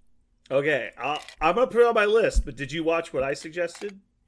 Ooh, What did- new Blacklist is. What coming did you out tell soon. me to watch? What did I tell you to watch? You watched One Punch Man, right? Huh? Oh, I told you to watch My Hero. No, you told me to watch fucking Trigun. That No, feels Parker told you to watch Oh, Trigun. Trigun's so fucking 80s. It's hard to watch. My kids were making fun of me. They were like, "This It looks is a very so 80s. old." I'm like, "Shut up." Yeah, the animation is a bit dated, but it's not bad animation. It's just dated. What were you saying to watch? But yeah, watch My Hero. My Hero's got My amazing Hero. animations. Okay. My Hero Academia. It's on Hulu. Okay. They're in the middle of the 5th season right now. Okay. Get like 3 episodes in, and if you don't like love it by then I don't know Okay. what's wrong with you. I'll Like check it it out. just keeps getting better though. It keeps getting better. I'll check it out. All right, so what do we want to rate? Do you just want to like go down the list of shit we haven't rated yet? Do we want to do an affiliation? I'll be honest. I really enjoy tactics cards. Those are my favorite to rate. You like rating tactics I cards? like tactics cards because there's so fucking like many and so like subjective. Well, that's not an option Damn it! because I haven't imported the new ones yet. All right, Parker, it's up to you. And I don't want to spend 10 minutes doing that. Wait, No, I'm just okay. So our options are: we could do an affiliation. it's up to you. Things we have not listed or we have not rated are Spider Foes and Defenders. The Spider Foes is unaffiliated timely. characters. Spider Foes is very timely. You think so? Yes. Well, Yeah, it is. Have we gotten enough games in with the characters? Oh, I have no justify idea that? what they fucking do. I mean, Exactly my point. I've played one, which felt like a year, so I'm pretty Against sure I got me, so that doesn't even count. I'm basically the greatest raider of all. it. Yeah. I don't got to play them. I just read their card. I know exactly what they do and exactly how they're supposed to be. I just know the We sound. should it raid makes when it kills Inhumans. a man. That's a nice softball one. Like, Oh, who the fuck Jesus. would care if we fucking But who raid cares? Inhumans? You can I put know. They're that all as a title. It'd be the D-. I don't lowest- know how else to say It it. would be the lowest rated episode we had. Rated Yeah. Inhumans. 2 thumbs down. Is that us or is that them rating us? Both. What about Defenders? We've all played. You played Defenders a bunch, and Mhm. we've played You Defenders. say in a we've few. all, then Let's- realized you haven't played No, them no, yet. we've all played characters. We haven't played Defenders because Defenders is basically a set of tactics cards. But I think it would be fun just to talk. I like to go back to the other one. I like them. I What? like the Spider Foes. Spider Foes, yeah, we can do that. I'm telling you, they're super like now. Like that's happening now. Talking about those characters and kind of like, because that's happening. It's fresh. And plus, we just got the release of the new fucking. Yeah, we're gonna talk about his card. Yeah. Yeah. Okay, so spider foes I have here are Doc Ock, Green Goblin, Carnage, and Lizard. Not Mysterio's not on the list. He was not out when I built this. Oh well, then that's bad. You should do that. I quit. Or we could just rate Defenders. We surely don't have all the Defenders, right? Or are Iron Man and Luke Cage on that list? Probably not. Probably not. That's We don't probably have to rate like all of them right now necessarily. We're just rating 1987 VHS tapes that Grandpa has in the garage. That's it. That's all we get. What did Granddad buy? I bought this box at a garage sale. What's in it?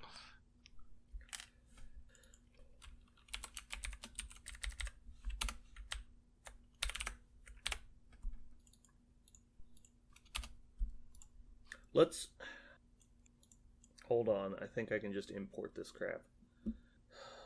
Data sort range. Okay. I cut off at Scarlet Witch. Problem is, a lot of this shit's been like changed. Like they're going out of order so harsh. Well, we're also running into the problem that a lot of these characters are going to be changed. So we're going to do this episode, and it could be just no good, no bueno. Oh, that's true. If we're rating Green Goblin, would be weird because you have to rate his new card, I guess. That's No, exactly. He's not been changed yet. But he's going to be changed. Yeah, and when he gets changed, we can fucking rate it. What? Is another Marvel meme. It's got a picture of Topher Grace from the Spider-Man 3 movie. I totally forgot this scene. It says he's sitting in a pew by himself. And it says Eddie Brock was the realest hater of all time. Bro went to a church to ask God directly how to kill Peter Parker. I gotta respect it. I can respect That's pretty it. hardcore. Yeah. That's amazing. I had totally forgotten that scene. That 100% happened in that movie. He did. He went to church and asked God to grant his prayer of murdering another person. That is So straight up. good. That is straight up hate. That is really good. You don't hate like he hate. Yeah. That's some strong hate. Oh man.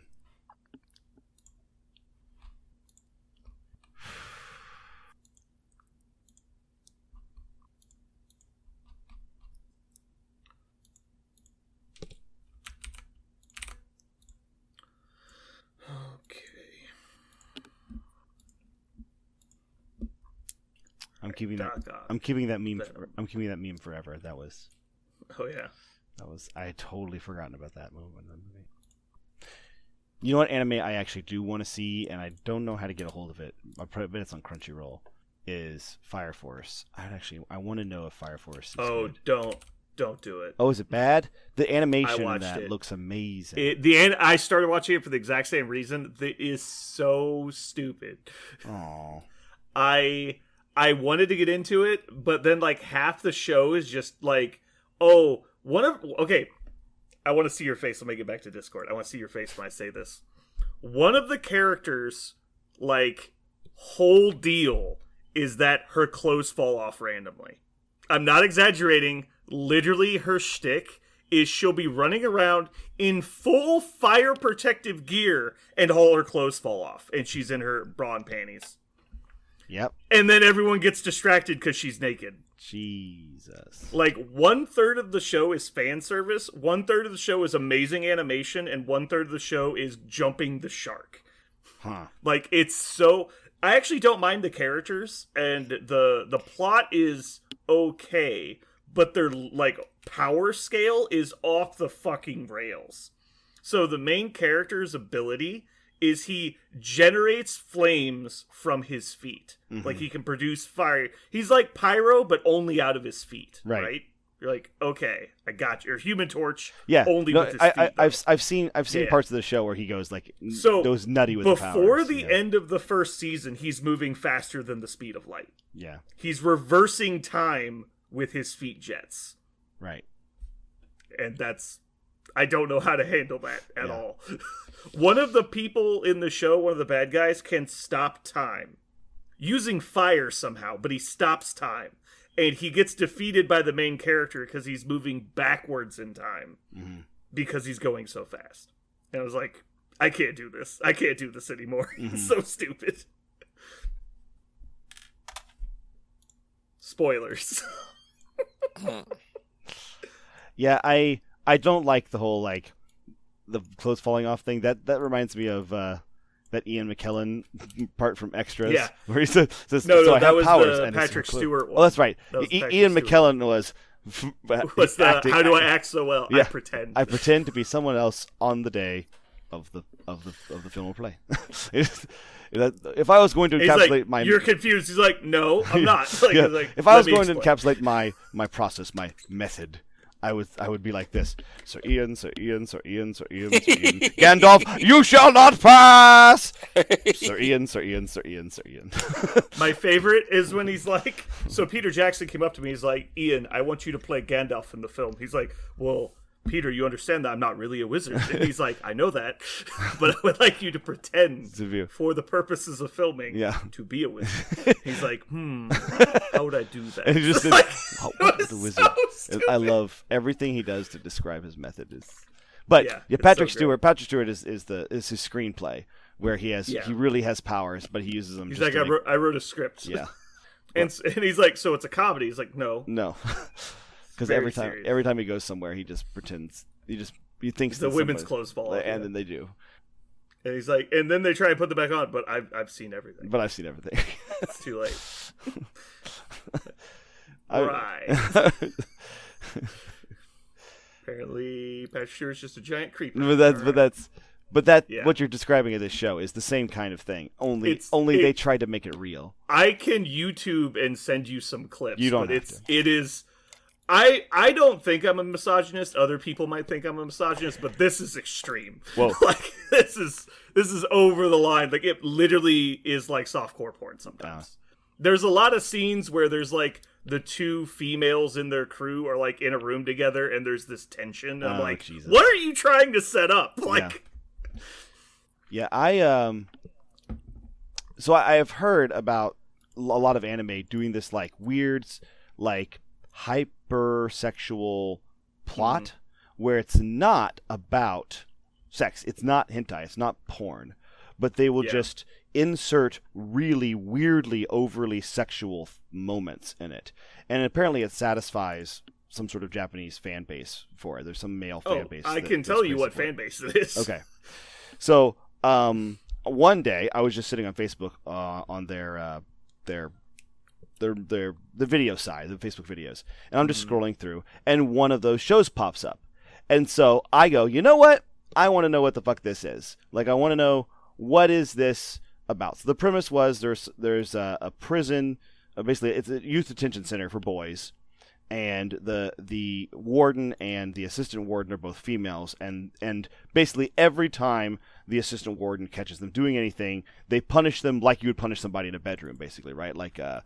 like BDSM. Like that's how every kid is punished for doing something. And otherwise, the show is about these boys in a youth detention center, and Yeah. but what was weird, it was just like a regular show. with a regular plot. They're always trying to escape. It's kind of like it's like Hogan's Heroes with BDSM.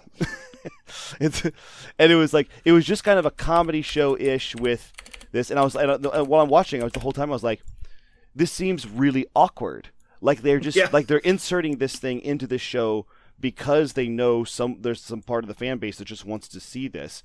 And the whole time I'm thinking, dude, to the whole world who watches this show, I'm thinking, why don't you guys just watch porn? Like, why don't? Yeah, exactly. Just why don't you just watch anime porn? Like, just why are you doing this? Like, there's a medium for this, desire. Why are you? Why are you stopping? It's easy to find. Just say the whole alphabet. Yeah. Why are you stopping at Y? Like you're doing everything except seeing insertion of a penis into a. Why are you? What's the point of this? Oh God, do you remember that?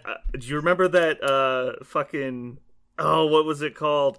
It was an anime I sent you that I found on Funimation, and it's just porn. Oh my God! It's straight up porn. I literally could not describe it as anything other than I remember that you sent me just like, look at this thing, and I'm like, holy Jesus! But where is it? I have to find it. Jeremy, I have to show you the fucking cover page. Like the front of the fucking DVD is so ridiculous. Is this in my messages porn from you? Is that where it is? Probably. It's got to be. Yeah, I'm scrolling in Facebook. Oh, I really like It's Not Delivery, It's a Porno. That one was great. That one was good. I don't know what the context of that one was, but that was really good. I'm gonna go to my pictures on my computer because I know I had to screenshot it. Oh, here we go. It's called Dragonauts: The Resonance. Okay, finally, Jeremy, finally, an anime for Jeremy. Finally. Yeah, I know, right? He's been trying to find the one for him. Did you post it? Hold on. Yeah, I just need to drag it into Discord. Throw it up there. Podcast channel. There it is. Oh yeah, there it is. So fucking. Oh my God. Yep. There's you don't accidentally draw that kind of definition on people's clothes. Holy shit. So that reminds me of that. That is like what the female characters. Yeah, I was scrolling. It's like Trigon. It's like Trigun, DBZ, this, and I was like, wait, what was that? Go back. And I am not casting stones here. There's a lot of ridiculously hypersexual stuff in American. I agree that this needs to probably exist somewhere so that people don't go out and assault other people. Maybe. But holy shit, man, this probably shouldn't be on a public streaming service. Yeah. This needs to be in that section of the video store behind the curtain where only the weird people hang out. Yeah. Viewer discretion should be advised, clearly. Yeah. Is it weird is clearly that I'm finding the cast and it's all the pictures of the people that are who's doing in this? Oh, you're just looking for a justification to watch the show. Okay. Maybe it has good writing, you don't know.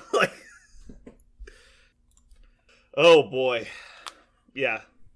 Yeah, anime is weird sometimes because there's this whole genre of kids in high school TV shows where they're just in high school. There's not you're in high school but there's ghosts. They just go to high school. It's just high school. And you just watch an animated drama about 16-year-old kids in high school. And it's what? I will say I haven't watched the anime of it, but there's one of my I don't do a lot of slice of life animes, but there was a manga that actually started off as a comic, a Sunday comic in the Sunday paper in Japan called Azumanga Daioh, and it's a serial comic, but it's fantastic. It's just about girls in high school, but it's funny and it's wonderful. There's nothing hypersexualized about it. It's just about kids in high school. It's just well written characters. Yeah, so it's just read it. Yes. I don't know. I don't know how you would find. It says with an asteroid threatening Earth, sexy human dragonauts and their curvy dragon companions unite to create a formidable fighting force. Look, I'm in. Okay. So you had me at sexy dragonauts. You had me at curvy dragonauts. I'm fucking curvy. Jesus Christ, where can I crack this? I'm in. Episode 1. Yeah, I remember reading the synopsis. And I was just like, what the fuck? Episode 1. Fucking go, motherfucker. Click on video. Jeremy's never been so up for watching anime. Jesus Christ, I was getting bored. Y'all I'm in now. Why didn't you guys tell me about this? I'm all in. YouTube. Unavailable. No. This reminds me. Do of not deny me. This reminds me of that. It's a Mike Birbiglia joke where he said he's like, I'm a comic, so I'm on the road a lot, and I don't know if you guys have ever driven through like the Midwest and like gone on the interstate there, but Yeah. as it turns out, apparently in the Midwest there are only porn shops. Yep. Because there's so many signs for porn shops on the side There's of the a interstate, lot. and so at one point, I got just kind of got used to it after a while. And as I was driving by, I saw a sign that says "Stop here to get your porn," and then right next to that sign, like right next to it, was another sign that says "Porn destroys lives." Yeah. And for a moment, I thought, "Is that a kind of porn?" and so I thought about stopping in the store, and he goes, "Yeah, I think I'd like to try some of that porn that destroys lives because I don't know, maybe I'm into it. Like maybe maybe this is something I'd be keen to try." So this is like that for Jeremy. Jeremy has been driving down the highway of anime, doing all the classics, and then finally he sees one that destroys lives, and he goes, "Hey, maybe I'd be into this porn, this anime that porn that destroys lives." Maybe I'm this is skipping what I'd through. be I into. don't know about this. For Oh, peop- here we for go. Here people we go. that- Here we go. Yeah. Hold on. Oh, you're scrolling. It's like, yeah, I found it, guys. Like, Found it. Let's watch the first episode live stream. Like, This cat lady seems to be really about something. This cat lady. Oh I Lord. don't know where this is going, but I'm open. Hilarity ensues. Oh shoot. No, She but yeah, that's a seems- real thing about the porn shops on the highway. Oh, yeah. And they cater to truckers because they basically don't see another person except when they're paying for their gas, like for an entire week. And so, yeah, there's like, you'll see a billboard. There'll be 5 billboards telling you that the porn shop is coming and when to exit. And then there's like a giant arrow sign to get off. And after each one of them, there's some like religious church group has put up an anti-pornography billboard. And so it's like, you'll drive by, it's like adult superstore next right, and then the next sign is like Jesus saves, pornography destroys. You're like, what is going on? Like, we're getting some real mixed signals here, guys. Yes. Like, it's like anyone who was interested by the first sign is not going to give a shit about the second sign, and vice versa. If you care about the second sign, you're not going to give a fuck about the first sign. Yeah. Like, you're not advertising to the same people here, guys. You're wasting money. Can you imagine that? Like you hear the turn signal, click, click, click, click, click, click, and you see the second sign. You're like, never mind. Yeah, Click it like down. like that's never happened. She's like, you're right. Hmm. Yo, good call. He's watching. Like, that doesn't happen. Like, Good call. He's watching. it's like fucking Santa Claus. He's out to get you. Like what is? Who are you talking to? Anyway, I'm gonna fill up my water. Then we can get started. I'll be right back. I gotta tell you, episode 5 was a letdown. Let's try 26. I'm trying to broaden my horizons right now.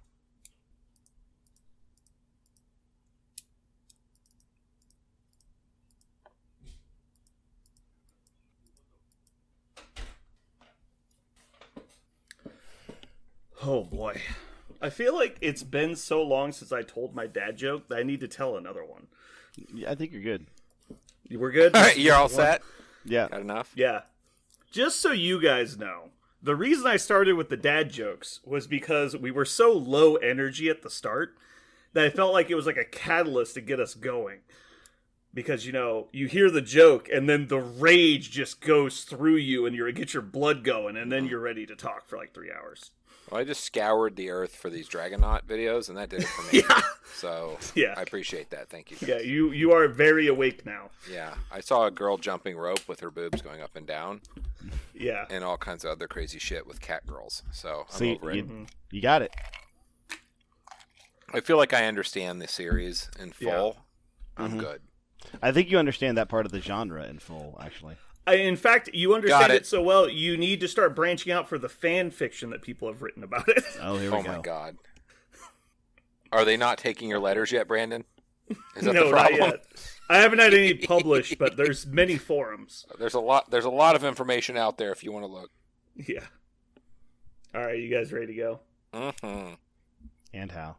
Where are we? Here we go.